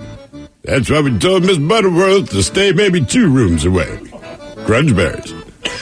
Charles, can I get a birthday shout-out to my granddaughter, Jazz, who turns 12 today? She's the smartest of our family. I have 6 kids, and she is by far the smartest of them all. Honor roll athlete, President's Award recipient. Can you please give her a fish sandwich? And Coach Ted telling her what to expect in her last year before becoming a teen. I'll thank you guys for entertaining me all these workday afternoons. You guys always rock. Fish sandwich. Coach, going to be honest with you, man. Next year, you're a teenager. Things are going to change. Things are going to get weird. I would say the best advice, last year before you're a teenager, shower. Next year, you're going to have to be wearing deodorant, this and that. Things are going to get strange. Just chill out. Relax. You're 12. Don't worry. You don't have to worry about stuff yet. High school, it's going to be a wild ride. Guys, want to request a birthday shout out to my husband, Matt. How about a Suck It Up cupcake and the Dirty Germans wishing him a happy birthday. Thank you guys so much. That from Katie in Port Townsend. Oh, come on. Hang on. So, suck it up, cupcake. Yeah, Matt, tonight you get naked to lay on your bed, and I will call you my welcome mat. Yeah. So whenever you welcome, come say a little surprise. Maybe a little slug. Yeah. Or snail. Gentlemen, today is my Aunt Darlene's birthday. Darlene! She's always been cool, knows how to get the most out of life with her partner in crime, Uncle Mark. Shout out to my cousins Sarah and Nolan, too. Love her very much. Enjoy bonding with her over NASCAR. Darlene's into NASCAR? Get the hell out of here. I mean, that's a NASCAR-sounding name. She loves Disney and is probably headed to Disney World. So can Mickey and Goofy please tell her about the time they raced each other in stock cars at Daytona Speedway? And then maybe who won. Lots of love. That from the nephew, Alex. Well, God, it's funny bring out that time to be an old Mick's decided we're going to have a little car race. Truth be told, Mickey has a thing about rubbing his racing and drove old Goofy off the road, flipped the car 7.5 times. You know, sometimes people that work at the park need to know their place. Also, that rubbing is racing. The Mick knows that. Learned it in a movie about racing. Either way, it was exciting. Guys, I want to wish my husband James. It's still a good move by me. It was, and it was effective. Tell that to the 16-year-old girl. Yeah, I know. Like, hey, sorry. Listen, he was driving it. Yeah, he was. He was driving it. Yeah. I want to wish my husband James a very happy 48th rotation around the sun with a fish sandwich medley and Al hitting the window, and the Dirty Germans talking about hiding the schnitzel. That from his loving wife. Thanks, guys. Can I get A fillet of fish sandwich. So you know I got I'll have a fish sandwich. Oh, brother, can I have a fish sandwich? With the cheese and the tartar on the side. I want a fish sandwich. Is it too early for a fish sandwich? Cheese and tartar on the side. Oh, yeah. I smell the fish sandwich. Maybe some dinner relish in the morning. At noon and at night. Can I buy you a fish sandwich? Oh, you don't want a fish sandwich? Yeah, I'm glad you like the game Hide the Schnitzel. We have changed the name to Let's Make a Schnitzel Sandwich. I bring the schnitzel and hide it between your buns. See, honest, the funniest thing is about your schnitzel is it's usually hidden, but you have to have fun with it at first. You have to pound it out. Yeah, pound the schnitzel. Schnitzel is delicious. It really is. Mm-hmm. All right, guys, here we go. Happy, happy, happy birthday. Happy, happy, happy birthday. Happy, happy, happy birthday to you, to you, to you. Ya's a Dirty Germans brought to you by Men's Room Original Sausage. Available through Uli's world famous sausage, mensroomlive.com, and other fine retailers. Schweinefleisch. Think about a couple of extra emails here. Food poisoning on the subject of what did you eat. Bicholas went on a hunting trip in November a few years back. Got a piece of string cheese in Leavenworth. On the way, get to camp, 7 degrees, had brats for dinner. Hour later, I'm leaking out both ends. I would take a sip of water, and 1 minute later, I would run out to the concrete camp toilet and drop a garden hose for my butt. Then walking back to the camper, I would dry heave for 5 minutes. Went on for 24 hours. So managed to go hunting for the weekend without eating. Lost 15 pounds. Never put it back on. Rock on, bitches. That from Adam from Gold Bar. P.S. The string cheese had been recalled. Would that be the string cheese incident? Yes. That just sucks, man. You're out there hunting and you're just pooping in a poop. Yeah. Boo, bitches. My girlfriend is a manager at Safeway. She had this one guy trying to steal some food, but caught him and told him to leave. 5 minutes later, he comes back, and she tells him, leave, or she'll call the cops. The guy tells her, can you please call the ambulance? She says, why? He says, well, the guy says the driver of my car OD'd in the parking lot and died. Rock on, bitches. That from Lee in Sacramento. And one more, since we're getting ready for the head chef on the subject of food. Bacholos, you can choose whether or not to read this today, but I always like to talk S about oysters because I hate them from a food safety perspective and because they taste and look like ass. Once again, an email from Health Inspector Red. Ah, yes. It was hot on the case here. I was able to listen to the full podcast when you guys were talking about oysters or shellfish, especially if eaten raw. Oysters are filter feeders. So if you harvest from a site with poor water quality, there's little to nothing you can do to prevent illness. One of the grossest things they ingest is all the goodness from the malfunctioning septic systems. Furthermore, shellfish are the only foods that require tracking from all parties. The harvester must provide a harvest tag with dates, location, other information. The restaurant, then responsible for keeping that tag with a batch of oysters. Then marking the start and end date of sales, that needs to be on the tag. Then they have to keep the tags for 90 days because, yes, there are illnesses that can take that long to show up. So not only is it very important to handle the oysters safely, but also to have a proper record retention. So that should tell you how much of a gamble it is you take when you're slurping back that sea snot. You are welcome. Cheers, guys. That from Health Inspector Red. Time to open wide and sample Ted's meat and potatoes. Now, here's your host, head chef of the men's room, the Ted Nugent. Head chef in the house. Thank you, folks. Thank you. Glad to see everybody here today. Double explosion. Brunch, man. It's a big one. Like I said, Coach was talking about it. Regular Ted, head chef Ted, everybody's talking about it. That's my thing. Football, NFL season ends. Sundays are back open. Brunch season. Damn right. Yeah. Mm-hmm. I will say, though, Mother's Day is probably the height of brunch season. For sure. And then I feel like, whatever reason, spring. You know what I mean? Like, you could go in the fall. People go to brunch all year round. Sure. But I feel like in the spring, brunch is really popular. And right, Mother's Day has to be the biggest day for brunch. Also, right? attire. Women wear dresses to brunch. It's more kind of a light and, warmer time, it seems like. Yeah, Sunday brunch used to be kind of a fancy thing. Sit outside, maybe. I think over the years, Thurl, you would know. You worked in a lot of restaurants. I feel like over the years, brunch was like a specific thing you did once in a while. Now I feel like people just like to go out and brunch. Yeah, I mean, if you offer it, people will do it. Right? Correct. That's the thing. When I was working in restaurants, you always made it a big deal. This very special thing. And I get it, because it was a Sunday afternoon thing that we would do generally, but other restaurants started figuring out, look, Monday through Friday is a little tough, but offer brunch on Saturday as well. And the people come flowing in, man. It's a great moneymaker. Yeah. But it's also, if you work in a restaurant, you'll agree with this, it is a pain in the ass to deal with. Doing brunch sucks as an employee. It is great as a customer. There's a place I will go to sometimes after Pub League on Sundays, and it's funny. By the time I show up, people that have been there for brunch are kind of rolling out. Yeah. And the bartender, she likes us. Sure. But we're very conscious of it's Sunday. You're not pumped. You're and it's daytime. Yeah. Dude, it sucks. It really and some does. people that brunch a lot, and they don't mean to do, but this place is more of a bar. Yeah. But I think I know what you're talking about. You gotta be I don't know how to explain it, but it's not going to be the same as going to a brunch spot. Right. Dial back the expectation. Correct. Maybe just order a beer. All right, so this one is going to annoy you if you like brunching. These are 6 worst things to order at brunch. Now, most of them are things that all of us would order. Number 1, this one's pretty simple. It just says anything you could easily make at home.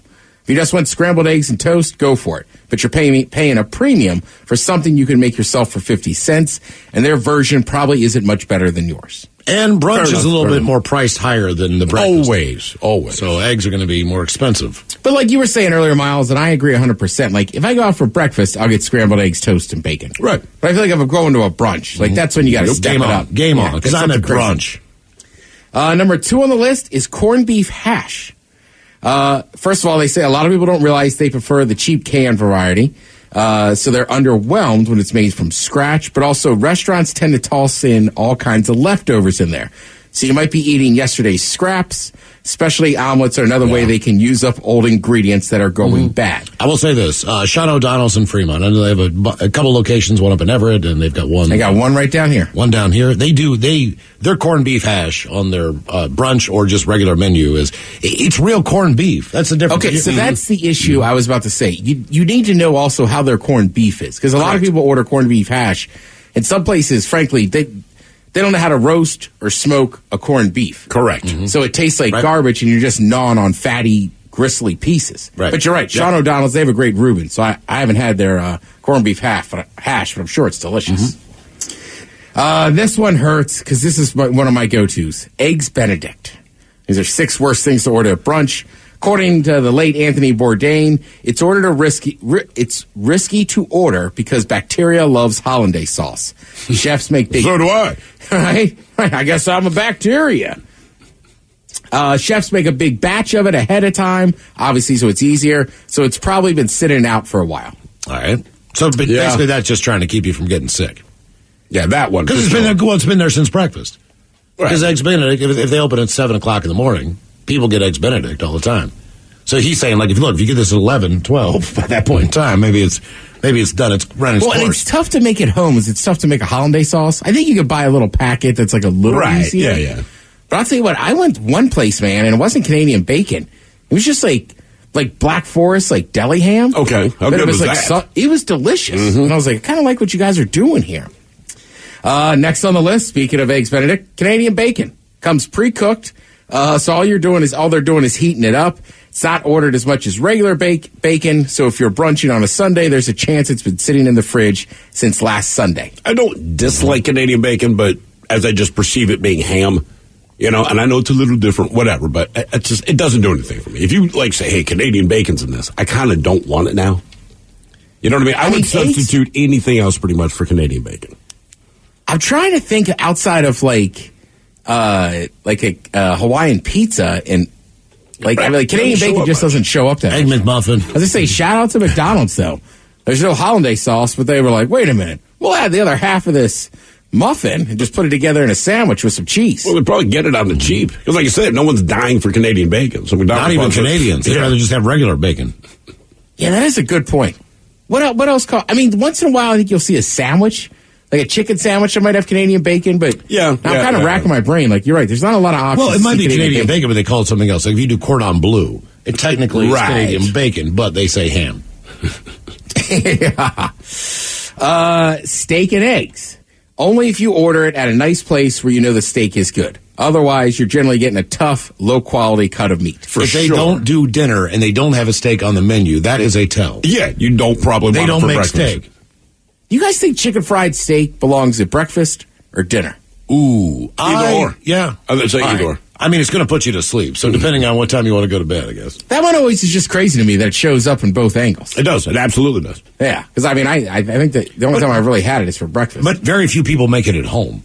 So it's almost like That's one a of those, good point. One of those foods you always have out. Yep. And then the last one, again, this is a gut punch for 6 worst things to order at brunch. Bottomless, mimosas, and Bloody Marys. Why? They say, look, that's why you were there. If you're just trying to tie one on, go for it. Be ready for the hangover, though. When drinks are bottomless, they're usually made with the cheapest liquor, champagne, and juice they can find. You know, but that's okay. You know what you're getting into when they say bottomless. You know this is not your top shelf stuff, but you don't care, right? If you're going to order the bottomless, it's because I want to drink. Yep. Correct. Otherwise, you order one. And, you know, last time I went to brunch, I believe it was Mother's Day, but I had my parents there. They offered them the bottomless, and both of them said, no, we'll just do it one at a time. And so when the waiter walked away, I'm like, why? And just for your reason. My dad goes, look, man, when you order a cocktail, just singular, I can dictate what vodka or gin that they put in. Because I'm ordering If we do the bottomless thing, it's like, you're just going to get what they give you. And they're not like me, so they're not trying to get pissed drunk. They actually just want to enjoy the drink. I mean, the only thing bad I would say, because there was a period where, like, I wouldn't go to brunch unless it was bottomless. But as I get older and stuff, I'm just like, after a while, I'm just like, man, it's just so much champagne. First time I went to a bottomless brunch, they kicked me out because I wasn't wearing pants. I'm like, I'm sorry. I didn't know. I misunderstood your sign. Yeah. You're wearing shorts. If you do like brunch, the best one I've ever had, I pulled it up to Toulouse Petite on Queen Anne. It's a New Orleans type place where they do a traditional breakfast and some other stuff, but you get beignets. They have a full bar. That's pretty good. That was one of the. I was like, man, I think I really like brunch. Yeah, and I was able to go there and get hammered with somebody else and not get in trouble. That's one thing about brunch. You get a pass. You really do. You get the midday alcohol drinking pass. Oh, yeah. I mean, the main thing with brunch, you just got to plan out that afternoon. Now, listen, if you're going bottomless, you got to either schedule in a nap or just Monday's going to suck. Mm-hmm. But then oftentimes it can turn into evening beers. Before you know it, you're asleep at 6:30 p.m. Thank you, Jeff. We appreciate it. You are listening to The Men's Room. Walk the dogs, school drop-off, meetings from 10 to 3, take kids to soccer, then no time left for a jog. When everyone else is relying on you, it's easy to put your needs last. BetterHelp connects you with a licensed therapist online, so you can show up for yourself the way you do for others. Visit BetterHelp.com/positive to get 10% off your first month. That's BetterHelp.com/positive. Love the skin you're in with Hand & Stone Massage and Facial Spa's facial services. Enjoy the tranquility and deep relaxation while giving your skin a rejuvenating glow. All facials are tailored to your individual needs using the highest quality ingredients designed to give you healthy, radiant, and younger-looking skin. Visit any one of their 8 Seattle Hand & Stone Massage and Facial Spa locations or book online at handandstone.com. Restrictions apply. See spa for details. You diet, you work out, and still there's that one stubborn spot. Hey, it's Jason. I just went after my stubborn fat by doing cool sculpting at Tureen Dermatology, Minnesota's top cool sculpting provider. Dr. Tureen is my dermatologist. We froze my fat, and those fat cells are gone for good. FDA approved. No pain, no downtime. Ranked top doctor 8 years in a row. Trust the experts at Tureen Dermatology. Call today, 651-633-6883, and say goodbye to stubborn fat. If you're a contractor, it's now easier for you to do business with the Department of Labor and Industries. Go to lni.wa.gov/skip the line and make an appointment with us ahead of time. No waiting around, no wasted time away from your job site. You get in, get out, and get on your way. Easy. So contractors, just go to lni.wa.gov/skip the line to make an appointment and get back to doing what you do best. 99.9 KISW. The shenanigans continue. This is the Men's Room with Miles and Thrill. All right, coming up next, we'll drink and toast for the shout of the day. And we do have your headlines on the way at 5:50. But first, quick check out with Mike Hawk and some of the stories and headlines he is not working on. All right, Chipotle is launching a new Philly cheesesteak fajita quesadilla that was inspired by a TikTok trend. And... well, not. Right? Who doesn't like a quesadilla? That sounds like a fantastic combination right there. It really does. Not to mention, I don't think I've had anything by Chipotle that I haven't liked. Yeah, they do solid work. They do solid work. Back to the I don't know why I don't order this more often tip, or I don't know why I don't do this more often thing we were talking about earlier. Yeah. Quesadilla.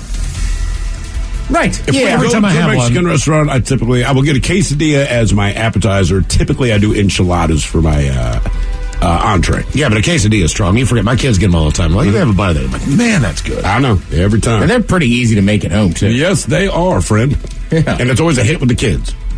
Chocolate chip pancakes, quesadillas, homemade pizza. Anytime I bring it up, they're like, yes. Yeah. Just my son says, duh. Yeah, I was going to say, last time I had a quesadilla, I was just disappointed as I didn't add anything to it. I didn't know there was options. The bar was crowded. I panicked. Oh, really? One of those, like, just cheese. Yeah, right. You know, some bars you just order, like, your food and drink at the same spot. Correct. So the line was huge. Yeah, I panicked. And they were like, do you want anything else? I was like, yeah, a pitcher of Coors Light. Oh. I was like, and then I got back to my seat. I was like, man, I could have gotten pork or chicken. And it would have taken you 2 additional seconds to say that. Yep. With pork. Panicked. I live in that headspace, man. I know exactly where he's at. Oh, I don't want to bother anybody. That's fine. You're not that bad. Just think about the other people you hear in line. Would you like anything on the quesadilla? Well, what are your options? It is written down on the chalkboard in front and of you. I want so badly not to be that guy. Right. Like, I try not to be that guy. If they can deal with that person, they're more than happy if you've made a decision. Jesus. I think it was comedian Sinbad years ago, man. He just said, here's my problem with McDonald's, man. People would stand in line for 10 minutes, they go up to order, and they still have to think about it. They said, you're going to McDonald's. You know the entire menu. How did you not know what you wanted before you went to McDonald's? Right. They even have pictures of it right there above the wall. And you don't know. You don't know what you want. Why did you come here? Baskin Robbins is now offering a chicken and waffles flavored ice cream. I'd try it. I would give it a go. I would try it, sure. Remember they had chicken and waffle, like, Lays for like a year. Oh, that's right. Those were good. I liked them. Yeah, not bad at all, man. Someone on eBay is selling human flesh jackets for more than $700. That's not true. Where they? Yeah, I was like, where can you acquire that much flesh? It's fake human flesh, but it looks like basically a Texas Chainsaw Massacre jacket. Oh, good luck going out with that. For real. I don't... Is that real human I love skin? a man who might kill me. It's actually fake. Oh, cheapskate. And I mean, it's gory. It's got like the staples of the flesh all posted together, and it's bloody, and it's pasty, and it's disgusting. There are people that will buy it. I understand now, but I'm thinking if I wanted to launch that, personally, I would start it around September. Right. Just get all those sales in for Halloween. People will forget about this by Halloween. Right. So I think they kind of... Then they have to explain why they're wearing it in like January. Like, actually, it's a really nice jacket. Like, it's lined on the inside. Waterproof. Yeah. Like, you forget it. You forget you're wearing it, and you're just like, oh, it's comfortable. And it's like, dude, you're wearing human flesh. But see, that's a conversation you have to have. It's not human flesh. It just looks like human flesh. Which then begs the question, why do you want a coat that looks like human flesh? Yes. Mm-hmm. I always wanted one. I've always, 82% of people would give a friend a ride to the airport, though begrudgingly. I don't hesitate. It depends on the time. I mean, it depends on the time of day. If you can, of course, nobody's dying to go to the airport. Right. You know what I mean? Dude, it's 6:30 in the morning, and you need to be at the airport by 7, right? Right. We're going to get you an Uber. And I'm going to pay for it because, to me, that's more valuable than driving back and forth. See, I would drive him. I wouldn't care. I've given my brother-in-law a ride to the airport at 4 in the morning before. That's such a tough ass. Hey, man, can I get a ride to the airport? Yeah, sure, dude, when really you leaving? is. Well, okay, I got to be there at 4:30. Like, oh, no. Before you answer. Right. You need to know the time. Yeah. I have a friend back east that lives very close to an airport. Like, super close. Yeah. And I had an evening flight, right? He's coming back to Seattle. All right. And then as we got to, I was like, all right, brother, I got to get over to the airport. Hey, man, you got to call an Uber. I'm a little too drunk. Like, God damn it. Come on, what man. What were you doing before I got here? Damn. Like, I'm glad we had fun, but 56% of Americans say social media has made them more confident in the kitchen. But you know what? There is a lot of good cooking techniques on social media. There was. Yeah. You had to weed through a lot of the bad ones, the stupid ones, but hey, you know. I'm glad something positive came out of that. 100%, man. While most of us try to stay honest in the grocery store, others can't resist temptation calls, and we have gathered you a list. Eating grapes? Exactly. Well, keep that thought. The Men's Room Top 10. What? The Men's Room Top 10. The 10 most popular items people steal from grocery stores. I've often thought about becoming a klepto. No one's going to believe that cucumber in my pants is really me, so I guess I'll just follow in the footsteps of my dear friend Miles and commit the perfect crime. The Great Grape Heist. Diabolical. Genius. Yeah. Acceptable. You are an evil genius. So I just tried tasting the grape. You're stealing. That's not how we're stealing. I only started cooking your frozen pizza to see if I wanted to buy it. Do we have a grocery store manager that listens to this program, a produce manager? Okay, Miles, just because they wouldn't bust you doesn't mean that you're not stealing, man. They're not going to get in a big hubbub over one stolen grape. You're still stealing a grape. How many grapes do you eat on average? The grape. Yeah. One. But it's not like when you go down. If it's good, I'll buy the bag. Right, but when you go to Pike Place Market, like corner produce, right? They'll hand it to you. Yeah, sometimes the guy's standing out there. Oh, yeah. The night, That's a great spot. Right, but they were offering it to you. You're just go opening the bag and taking a grape. Miles, I'll give you an example. We went to that corner produce guy, right? And my daughter was maybe 3 years old, and we were buying something. I don't remember. But as we're doing the transaction, I realized my daughter had popped like 3 cherry tomatoes in her mouth. Oh, geez. And something, because it's all right there, and it was small. She's just eating it. And I'm like, she's a thief. And I'm like, yes. Hey, no, she's not. Because I said, and I will pay for those. And then I did. See, there's a difference. There you go. Well, the cherry tomatoes in the grocery store are in a little 50 plastic box. I'm not opening up that and taste. It's just a little flat, Mom. Right, but the grapes are wide open. The bag's open. They're begging to be eaten. They really are. So these are the 10 things, the most popular items that people steal from the grocery store. Number 10 is candy. It's an easy target. It is. Stuff it right in your pocket. You know, what you grab a bar, you grab a little bag of M&Ms or whatever, it fits into a bag. The first time I ever saw somebody caught stealing something, I was actually in the Boy Scouts, and I was selling popcorn outside of a grocery store, and I saw somebody run somebody down like, wait, hang on, give me your jacket real quick. And he felt around his jacket, pulled out a couple bags of Skittles and said, yeah, don't come back here no more. You can't be sold Skittles. Yeah, I told you, when I lived in Baltimore, we used to steal candy all the time. The bulk section. Well, no. But I'm saying, like, when I was, 21. Oh, gotcha. We would steal candy just because the way that their counter was set up was, like, when they're ringing it in, they couldn't see our hands. Right. So we would just put it in our pockets. Yep. Ta-da. But then I respect you. You admit that you're stealing. Correct. Family planning products shows up on the list. What is family planning products? Condoms. Oh, that's not family. That's the exact opposite of family planning. Well, if you're planning to have a family, you don't buy condoms. You wouldn't buy condoms. Right. That's why. What do they call it? What is the kind of the free Planned Parenthood? Planned Parenthood. I respect what they do, but no, it should be called Unplanned Parenthood.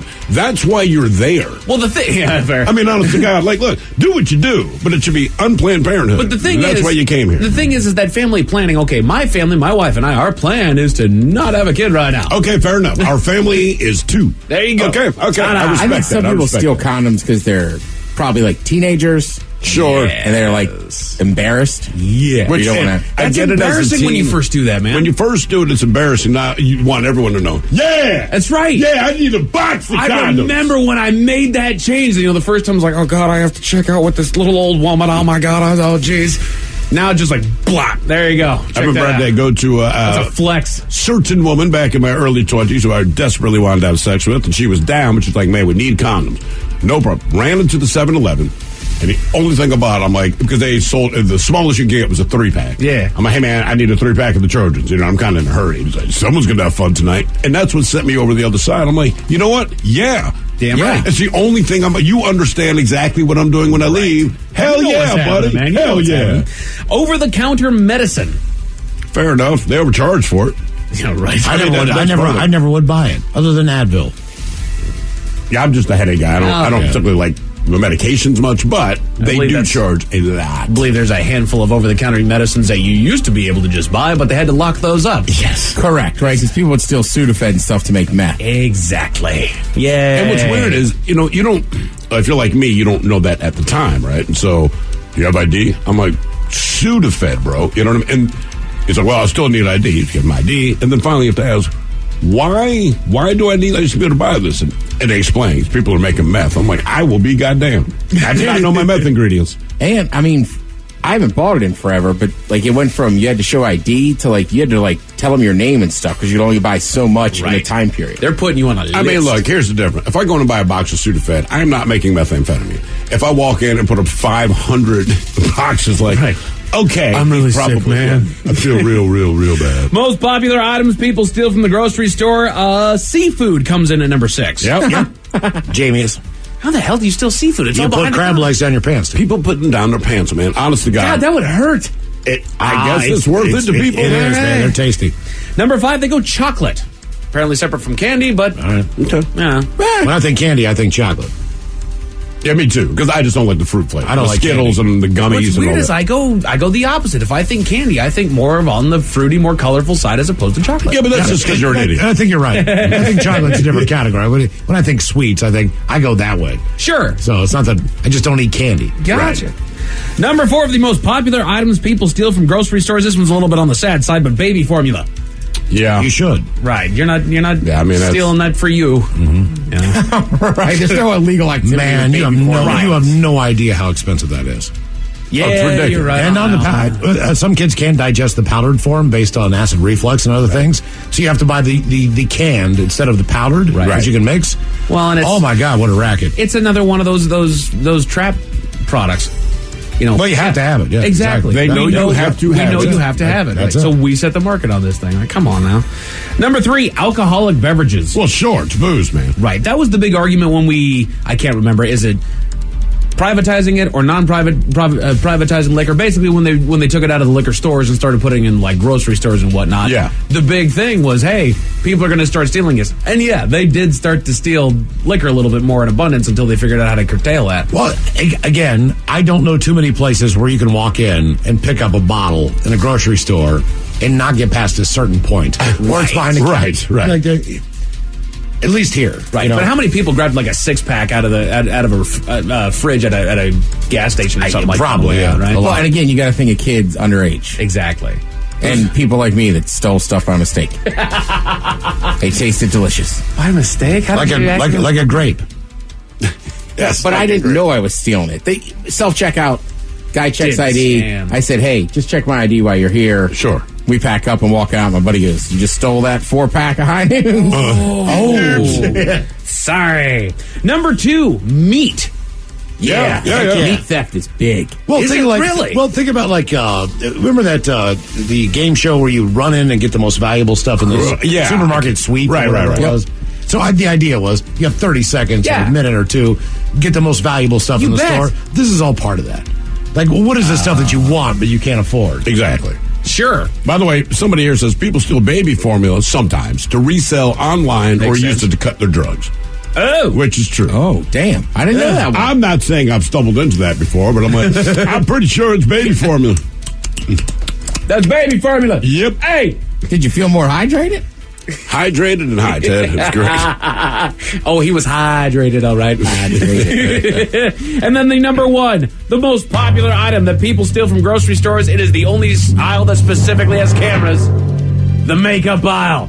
Really? Oh, You that's bet. I mean, that wouldn't cross our mind. It's out of my world, but You I'm sure bet. that's way too expensive. The candy aisle, the meat section, none of them have as many cameras as that doggone makeup aisle. That is man. crazy. I like it's just one chick stealing baby formula, makeup, and candy. Right? That, to be honest with you, when it came to individual stores having security guards, it was the makeup stores when shopping with my wife.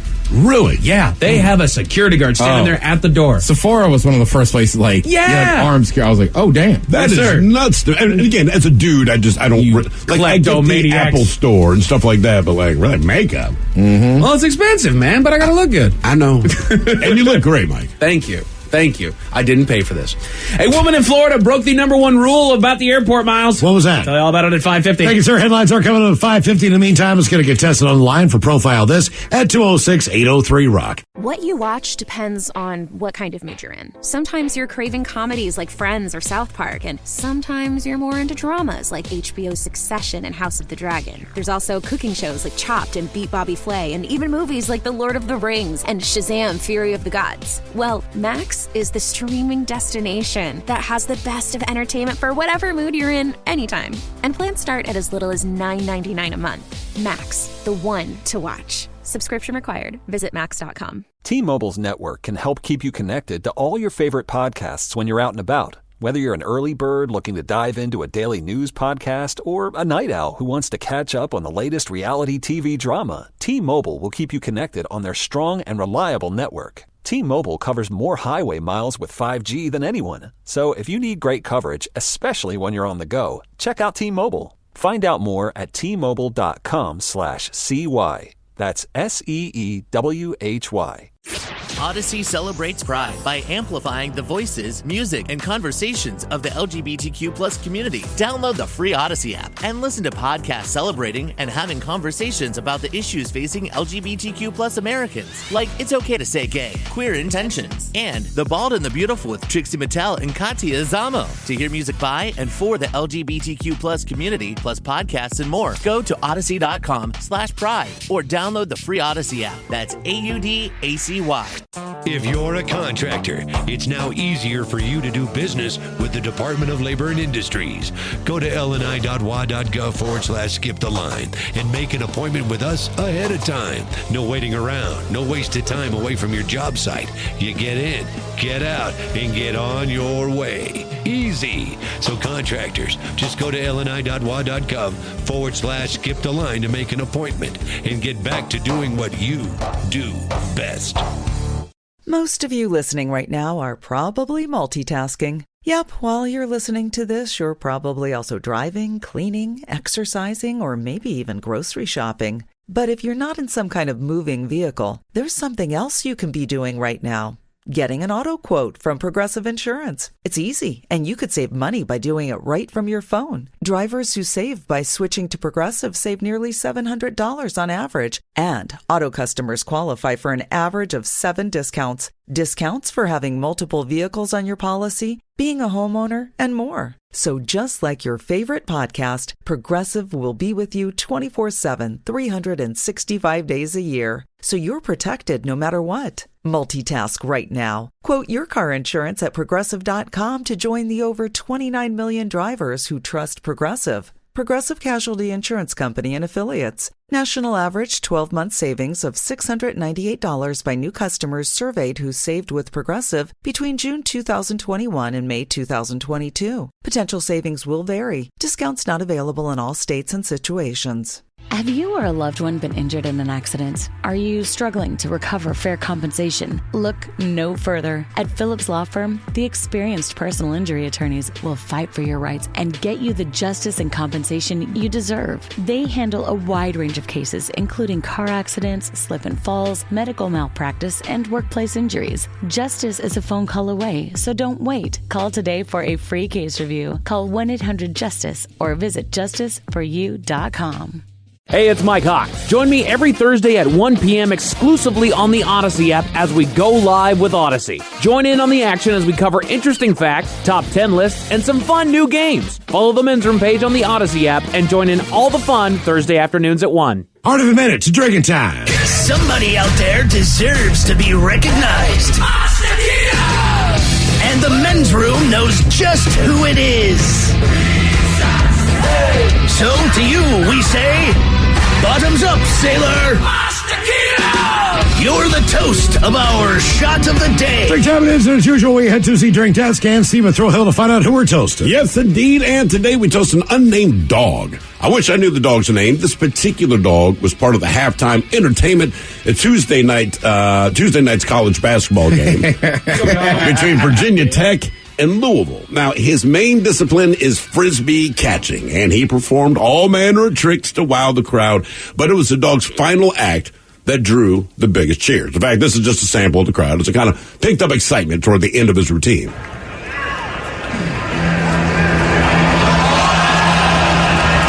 So you're thinking to yourself, did he do like a backflip to catch the frisbee, all this kind of thing? No. But at the end of the routine, the dog walked toward his trainer near the baseline, stopped dead in his tracks, and to the delight of the crowd, took a dump right in the middle of the basketball court. Now, the trainer grabbed the dog, but left the doo-doo.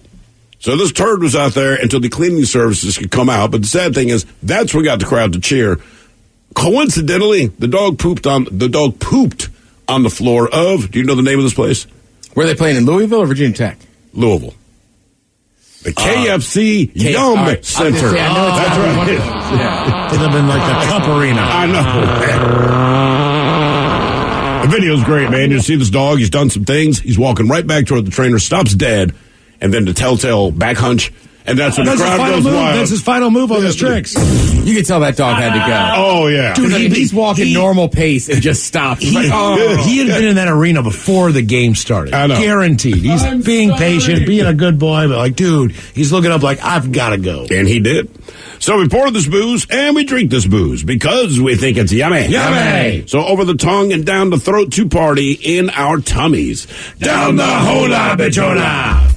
The Men's Room presents Profile This. And Stephen Throwhill, could you please, everyone, now Profile This is played. A sure can, Miles. It's a simple game where we share with you a real-life news story, something that happened right here on planet Earth. And as you listen to the story, based on the stereotypes you believe to be true of people and the decisions that people make, we'll ask you what it is you think makes a story a story. Hello, John. Welcome to the Men's Room. Hey, what's going on, guys? Hola. John, you understand how this here game is played? Okay. Yes. Okay. I'm very confident there, John. I listen to you guys all day long. Well, thank you, man. I deliver parts for World Pack, and you guys got the job. That's for sure. Hey, thank you, brother. I appreciate that, and you are correct. Well, you got your choice of one of four categories. The wonderful world of drugs. We have bite me. In other words, what did someone find in their food? Interior decorating, where you guess the foreign object that ended up on the inside of someone. And finally, hit me with your best shot, where you guess the unconventional weapon that someone chose to use as a weapon. Let's do drugs. That seems to be the theme of the week. Here is your story. We go to Florida, shockingly. So what began as a routine traffic stop became a drug bust for the county sheriff's office. Deputies say they found drugs in the car and other places. So last Thursday, the county sheriff's office arrested Anthony Pezza and Tiffany Chapman, who deputies say had plans to distribute drugs. Deputies say that both Pezza and Chapman were asked to exit the vehicle. They were asked if there were any narcotics in their possession, to which they both said no. But since we're playing this game, obviously they were lying. So upon searching the vehicles, deputies found various drugs, including drug paraphernalia, which included plastic bags, scales, and a bag that contained several prescription bottles with the labels removed.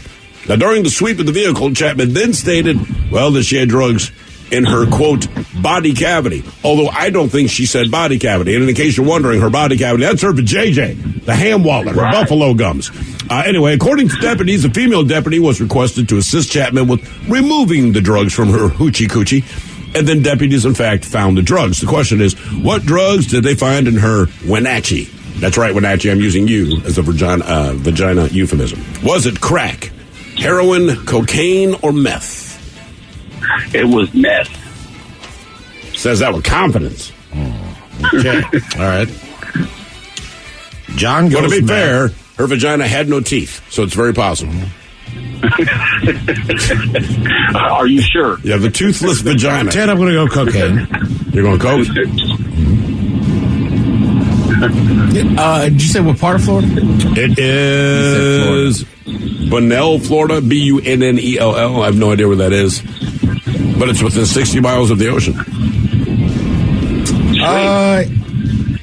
Building on Miles going cocaine, I'll take the crack angle. Take crack. Crack, all right. What did she have in her hot pocket? Crack, heroin, cocaine, or meth? We'll find out next.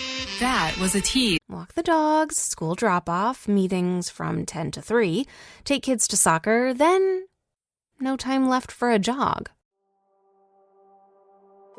When everyone else is relying on you, it's easy to put your needs last. BetterHelp connects you with a licensed therapist online, so you can show up for yourself the way you do for others.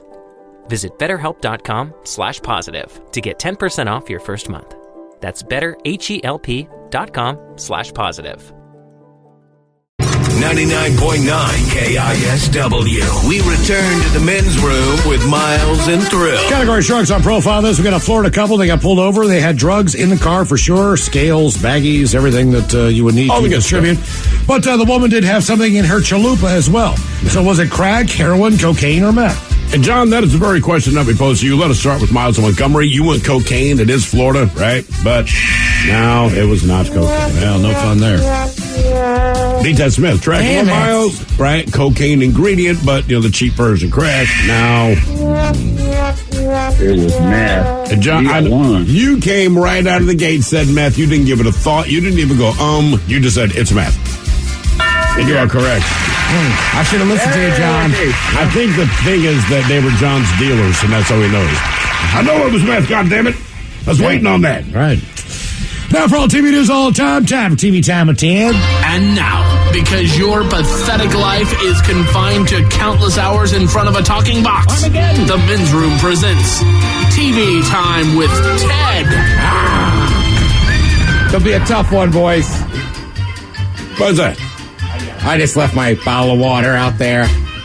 So you didn't do your customary do this segment. I don't know. It's just everybody has little routines or whatever. We absolutely do. I take a sip of water right before this segment every day. He literally does it as the intro's all right, playing. Don't do it and see how you do. You have to do it?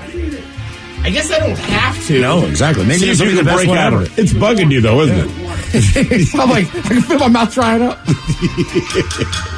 This is literally every day for 18 years, my man is taking a sip of water during the intro to TV Time with Ted. Today you didn't. And it's driving you nuts, isn't it? All right, look, I'm going to peel back the curtain a little bit. And it's okay. It's funny. But this is going to sound a little sad. Talking about dry mouth. Yeah. So I have to give the eulogy at my dad's funeral. Oh, no. Right? So, obviously, it's sad and stuff. Sure. So as the mass goes on, my mouth is getting very, very dry. Is it clicking in the mic? Right, that's what I'm worried of. So then I'm up right after communion, right? Okay. So then afterwards, everybody's like, you didn't get communion? Like, you grew up Catholic? I'm like, you if I put that little wafer in my mouth, I never would have given this. Just bless me. All right, your choices today. That is a sad story, dude.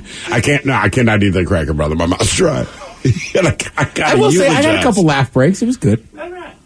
People cried. It was a winner. Oh, you got it all. You checked all the boxes. Yeah. We got the Jimmys. Fallon Kibble. Seth Meyer. Got Seth on there with your dry ass mouth. Everyone listen closely to see if you can hear Ted's mouth. Just the lack of moisture. Just so dry. Or Ted Smith. Is it Ted or is it late night? It is right there in the title. All these guys have teams of talented writers help them come up with their monologues each and every night. It is up to you to determine, is this an actual late night joke and from whom, or could it be a The Ted Smith original? Here's some interesting sports news. It's been reported that Joe Montana used to call his wife during games to say, I love you. I could have used that advice 2 years ago, said Tom Brady. Ted Smith. Ted Smith. Yeah. Again, I'm 0 for this week. I was proud of that one. You should be. It's a good joke. We just know you. Like, that's Ted. I saw a clip of Joe Montana once on the sideline, just hit 9 to dial out. And he was just like, he actually called his wife. And she was like, what are you doing? He's like, it dialed out. The coolest thing, just real quick about Joe Montana. He won, 4 Super Bowls or whatever it was, but 2 of the times they were playing the Bengals. In both of those games, they were down late in the fourth quarter. And this is from the other players on the 49ers team. They said, man, it's the Super Bowl. You're jacked up. You're worked up, all this stuff. The Bengals are beating us. We know if we score, we can get ahead, but you're not confident it's going to happen. We got 2 minutes and some seconds. Joe Montana comes running onto the field. He calls a huddle, and he goes, all right. A nurse, a doctor, and a horse walk into a bar. And he said, we're all looking at each other like, he's cracking jokes. So he says, he tells this joke that's mildly funny. And we're all looking at him, and he goes, guy, look, either we score or we don't. Why are you nervous? Get open. But they did that for each play. When they went back to the huddle, he had another joke. And then at the end, he'd be like, right 740, blah, blah, blah. Just get open. I'm like, that's cool. That is cool. Let's see here. Dish Network confirmed that an outage was a cybersecurity breach and not, as customers assumed, by a gentle rain? Seth Meyers. Fallon. It's Seth Meyers. Television provider Dish Network confirmed that a previous outage was caused by a cybersecurity breach and not, as customers assumed, by a gentle rain. This must go out a lot.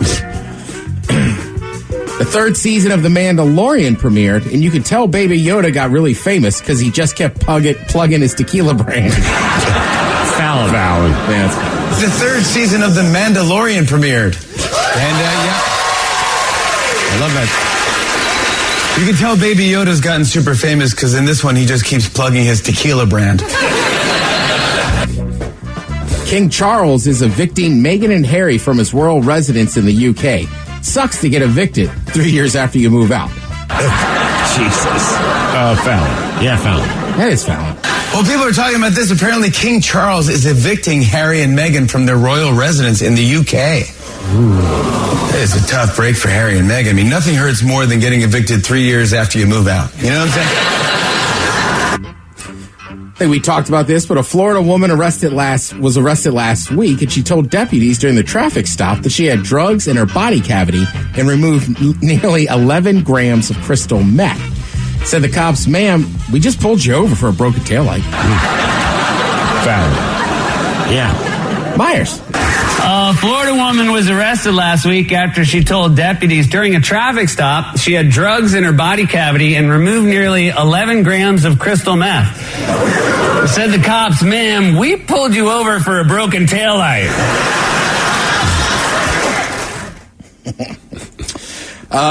Stranger Things prequel? Sure, everybody'd be excited to watch it? Sure. Stranger Things done a good job, so I watched the prequel, sure.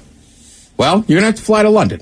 A Stranger Things stage play is coming to London later this year. That's not the same. It's called Stranger Things, The First Shadow, and it's based on the series creator, the Duffer Brothers, and one of its writers. That's better than The White Shadow.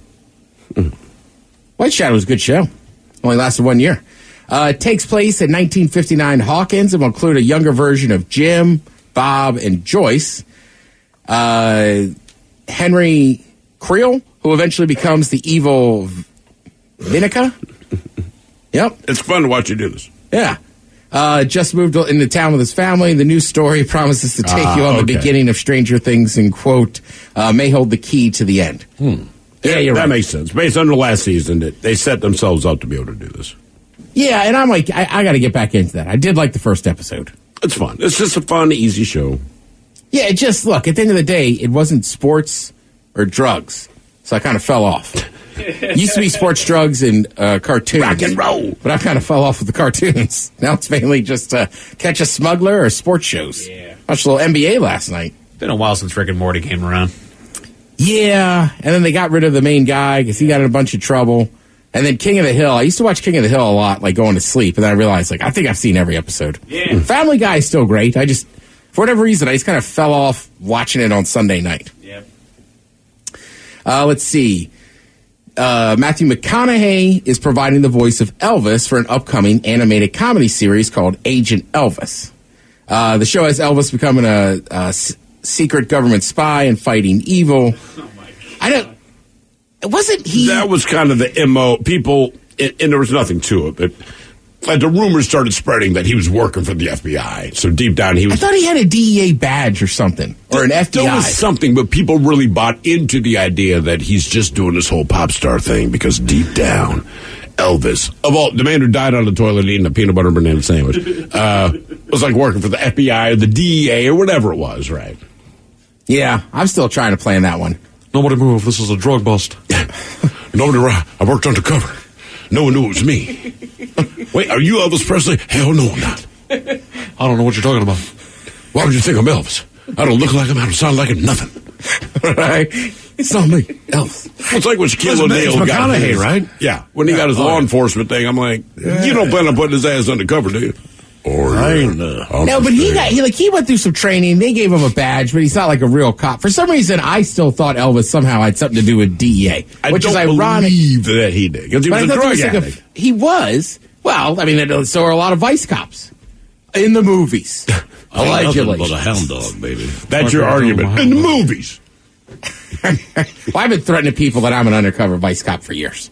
It's kind of funny. You have the long game on this. Yeah. I've done things in front of you. I cannot believe you have not busted me yet. Hide in plain sight. Well, it's not you. It's all those hippies I go to festivals with. I see what you're doing. Yeah. Micah, give me a peanut butter and banana sandwich for lunch. And bacon. Well, Priscilla Presley actually helped develop the series, and yesterday was announced that she'll play herself. Oh, really? Right. Well, a cartoon version. They're voicing it. It should be funny. All right. Catelyn Olsen's in there. Johnny Knoxville, Niecy Nash. Yeah, it's a great cast. Tom Kenny. I'm not sure I know him. And Don Cheadle. Tom Kenny, SpongeBob. Oh, okay. Yeah. And Niecy Nash, I know she's done a lot of other stuff now. I know she's won some awards. I just love her from Reno 911. Yeah, she was phenomenal. She's just kind of funny all the time. She's always the exact same character. Yeah, and I can't think of I'm almost positive she won like a Golden Globe or Niecy Nash. Yeah, I think she was on a pretty big drama. Like she does drama stuff too. That's really good. Really? Yeah. I've never seen her in a dramatic role. Right? I mean, there's the way she always plays. She's always kind of comedic. It's always the exact same character, just in a different situation. You know, I did not expect her to be winning awards, and I'm not criticizing what she does. It's just more like, really? Okay. I could be wrong, but I'm pretty sure she was like nominated. I don't know if she won. She was nominated. Why do you think it is that comedic actors have an easier time doing dramas, right? Like Tom Hanks, a lot of these guys who were comedians long before they became what they're known for, but it seems like dramatic actors have a very difficult time. Comedy's hard. It's doing comedy completely different. Unless, like Robert De Niro was in Meet the Fockers, but essentially, it's not that you're funny; just be Robert De Niro. But you can't. And everyone operates around you doing the one thing you can do. But Robert De Niro cannot be Robin Williams. Right, Robin Williams, comedian. Yeah. When he did a serious role, it was as serious as it got. Tom Hanks, comedic actor. When he does serious roles, serious as it gets. Robert De Niro, it's funny because we're not going to ask you to do anything. Difference is, Tom Hanks does not do comedic roles in movies. Just television. Not anymore. He did it. But he did originally. He did a couple, but that was a long His career started. Joe versus the Volcano was a Bachelor Pad or the Bachelor? Party. Yep. Bachelor Party, thank you. Bachelor Party. What's the one, the house they had that was horrible? Money Pit. Yeah, he did a lot of comedic movies. Yep, you're right. Yeah, I mean, really, he launched his career in comedy. I think it's one of those things, too, where it's like somebody's smart enough to go, okay, he can do this. Sure. Right? And you've seen over the years, a lot of comedians can do it. But I think plus a lot of comedy, right, is a self-defense mechanism. Sure. It is, So obviously it's not hard for those kind of people to find that kind of dark or more serious spot. They're okay to be honest. Imagine Daniel Day-Lewis doing a comedy. Will Smith pulls it off. Who? Will Smith. Will Smith or Will Ferrell? Will Smith. I mean, he did comedy starting out in television. Oh, right. Yeah, good point. Then all the, Right, whereas I think some of the some of the serious actors and thespians, for my taste, take themselves a little too serious. And I think that's and they're very good. Like I say, you take Daniel Day-Lewis. If he's in a movie, he will win an Academy Award. He's very sparing with the parts he picks. But if you wrote a comedy, I don't know he can pull it off. Well, I will tell you who impressed me the most. Tom freaking Cruise in Tropic Thunder. Yeah, good. He had a small part, though. He had a small, but he stole the scene when he was on the screen. He wasn't there much, but he was so I think instrumental to how that movie, why the movie moved along the way it did, and his character was brilliant, man, and he put everything into it. You can cast people, but I think that theatrical trained actors, right, they take the profession much more seriously than anybody else in the business. But that's why I think you should be able to do it, because acting is about stepping outside of yourself and being someone who is not you. So you would think if you are classically trained, and I know what you're saying, but if you're trained in acting, if it's a comedy, you still have to be the character. You do. That's in an absurd situation, but you should be able to do this. Well, they seem to have the inability. I do think theater actors, stage acting to me is a different breed. Much different. I just get annoyed sometimes with actors who have never done anything on a stage. They've only done serious movies somehow, and they're just calm down. Here's one thing for true. If you film a comedic movie, right? I mean, you're done.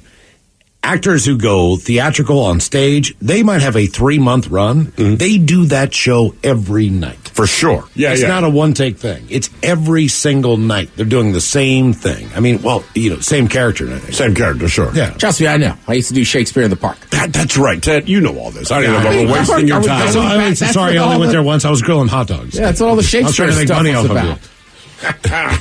Tell you what, I tamed that shrew. Damn right. You trimmed the shrew. Jimmy Kimmel's got on Kevin Bacon tonight, so somebody knows him. There we go. Thank you, Ted. We appreciate it. You're listening to The Men's Room. What you watch depends on what kind of mood you're in. Sometimes you're craving comedies like Friends or South Park, and sometimes you're more into dramas like HBO's Succession and House of the Dragon. There's also cooking shows like Chopped and Beat Bobby Flay, and even movies like The Lord of the Rings and Shazam! Fury of the Gods. Well, Max is the streaming destination that has the best of entertainment for whatever mood you're in anytime. And plans start at as little as $9.99 a month. Max, the one to watch. Subscription required. Visit max.com. The Men's Room returns with Miles and Thrill. Now, let's see what's happening in the real world. All right, here we go. A woman tells a TSA agent during a pat-down that she cannot believe that they missed the bomb in her bag. Meanwhile, in a town in Rhode Island, they really have a problem with anyone dressing in drag. Man steals and takes an hour joyride in an American Airlines bus at JFK. Guy with bumper sticker that reads, "My brakes are good. Is your insurance? We'll have to pay." And a woman is angry her guest missed with her toilet paper. It's time for your headline. Now, it's time to hit the headlines. Here's my car. All right, our top story. We go to Florida, where a woman found out the hard way what the number one rule of the airport is. This is literally basic. This is airport going 101 here. She was going through TSA when her carry-on bag triggered an alert requiring some additional screening.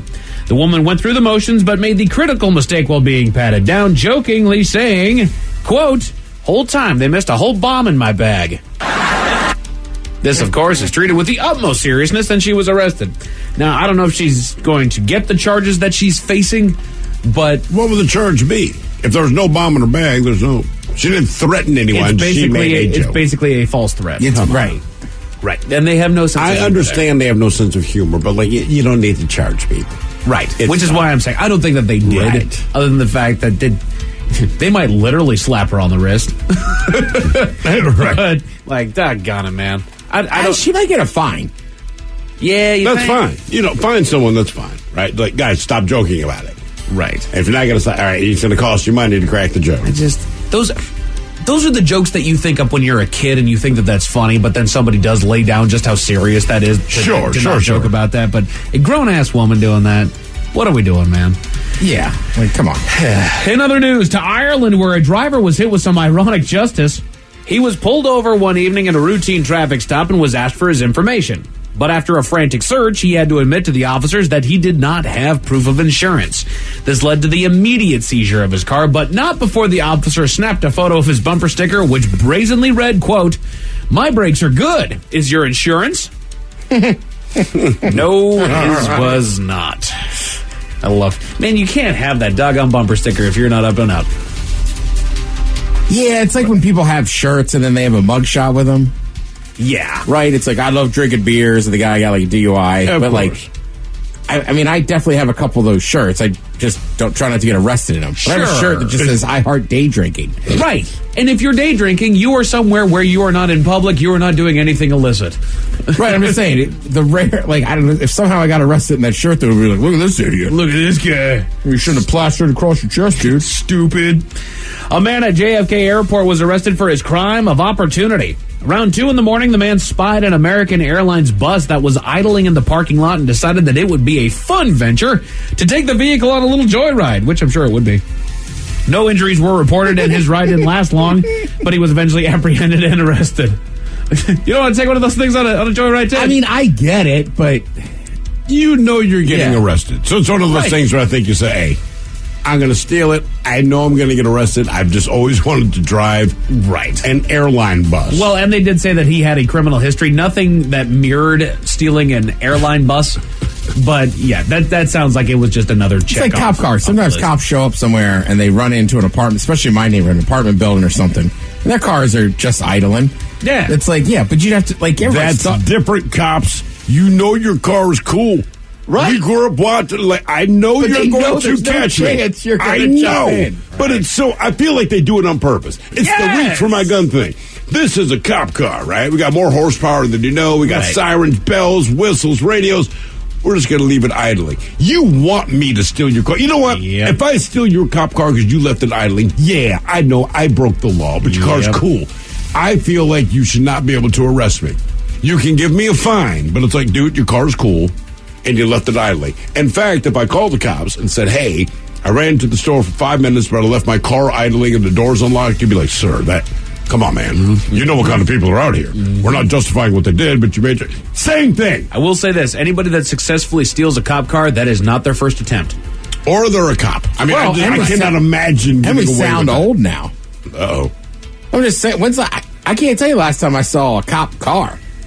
Almost all SUVs. Oh, yeah. They're all SUVs, yeah. Even better. I can fit the kid. Come on, kids. But they have a fail-safe in there to keep them from getting stolen. There's something that you have to do in order to get those things out of park. Yeah, I'm going to check in with the radio. In pursuit. Hot pursuit. This is car number. They do have some like Challengers and Chargers that are unmarked. Those are the ones. I'm just saying, I haven't seen one in a while in this city. That's it for your headlines with that. Mike Hawkins out. Thanks, sir. We appreciate Ted versus the FCC and a bad choice Friday into the weekend. We'll see you tomorrow. Yes, indeed. It's all true. But in the meantime, well, we be all about this bitch for 180 seconds or so. So until then, please do what you do best. And for Aletha's sake, stay beautiful. The men's room has been taped before a live studio audience. Wardrobe and makeup provided by Mantastic Limited. This has been a presentation of the Men's Room Radio Network. Oh, man! A Double Flush production. Love the skin you're in with Hand & Stone Massage and Facial Spa's facial services. Enjoy the tranquility and deep relaxation while giving your skin a rejuvenating glow. All facials are tailored to your individual needs using the highest quality ingredients designed to give you healthy, radiant, and younger-looking skin. Visit any one of their 8 Seattle Hand & Stone Massage and Facial Spa locations or book online at handandstone.com. Restrictions apply. See spa for details. You diet, you work out, and still there's that one stubborn spot. Hey, it's Jason. I just went after my stubborn fat by doing cool sculpting at Tureen Dermatology, Minnesota's top cool sculpting provider. Dr. Tureen is my dermatologist. We froze my fat, and those fat cells are gone for good. FDA approved. No pain, no downtime. Ranked top doctor 8 years in a row. Trust the experts at Tureen Dermatology. Call today, 651-633-6883, and say goodbye to stubborn fat. T-Mobile's network can help keep you connected to all your favorite podcasts when you're out and about. Whether you're an early bird looking to dive into a daily news podcast or a night owl who wants to catch up on the latest reality TV drama, T-Mobile will keep you connected on their strong and reliable network. T-Mobile covers more highway miles with 5G than anyone. So if you need great coverage, especially when you're on the go, check out T-Mobile. Find out more at T-Mobile.com/CY. That's SEEWHY. If you're a contractor, it's now easier for you to do business with the Department of Labor and Industries. Go to lni.wa.gov/skip the line and make an appointment with us ahead of time. No waiting around, no wasted time away from your job site. You get in, get out, and get on your way. Easy. So contractors, just go to lni.wa.gov/skip the line to make an appointment and get back to doing what you do best.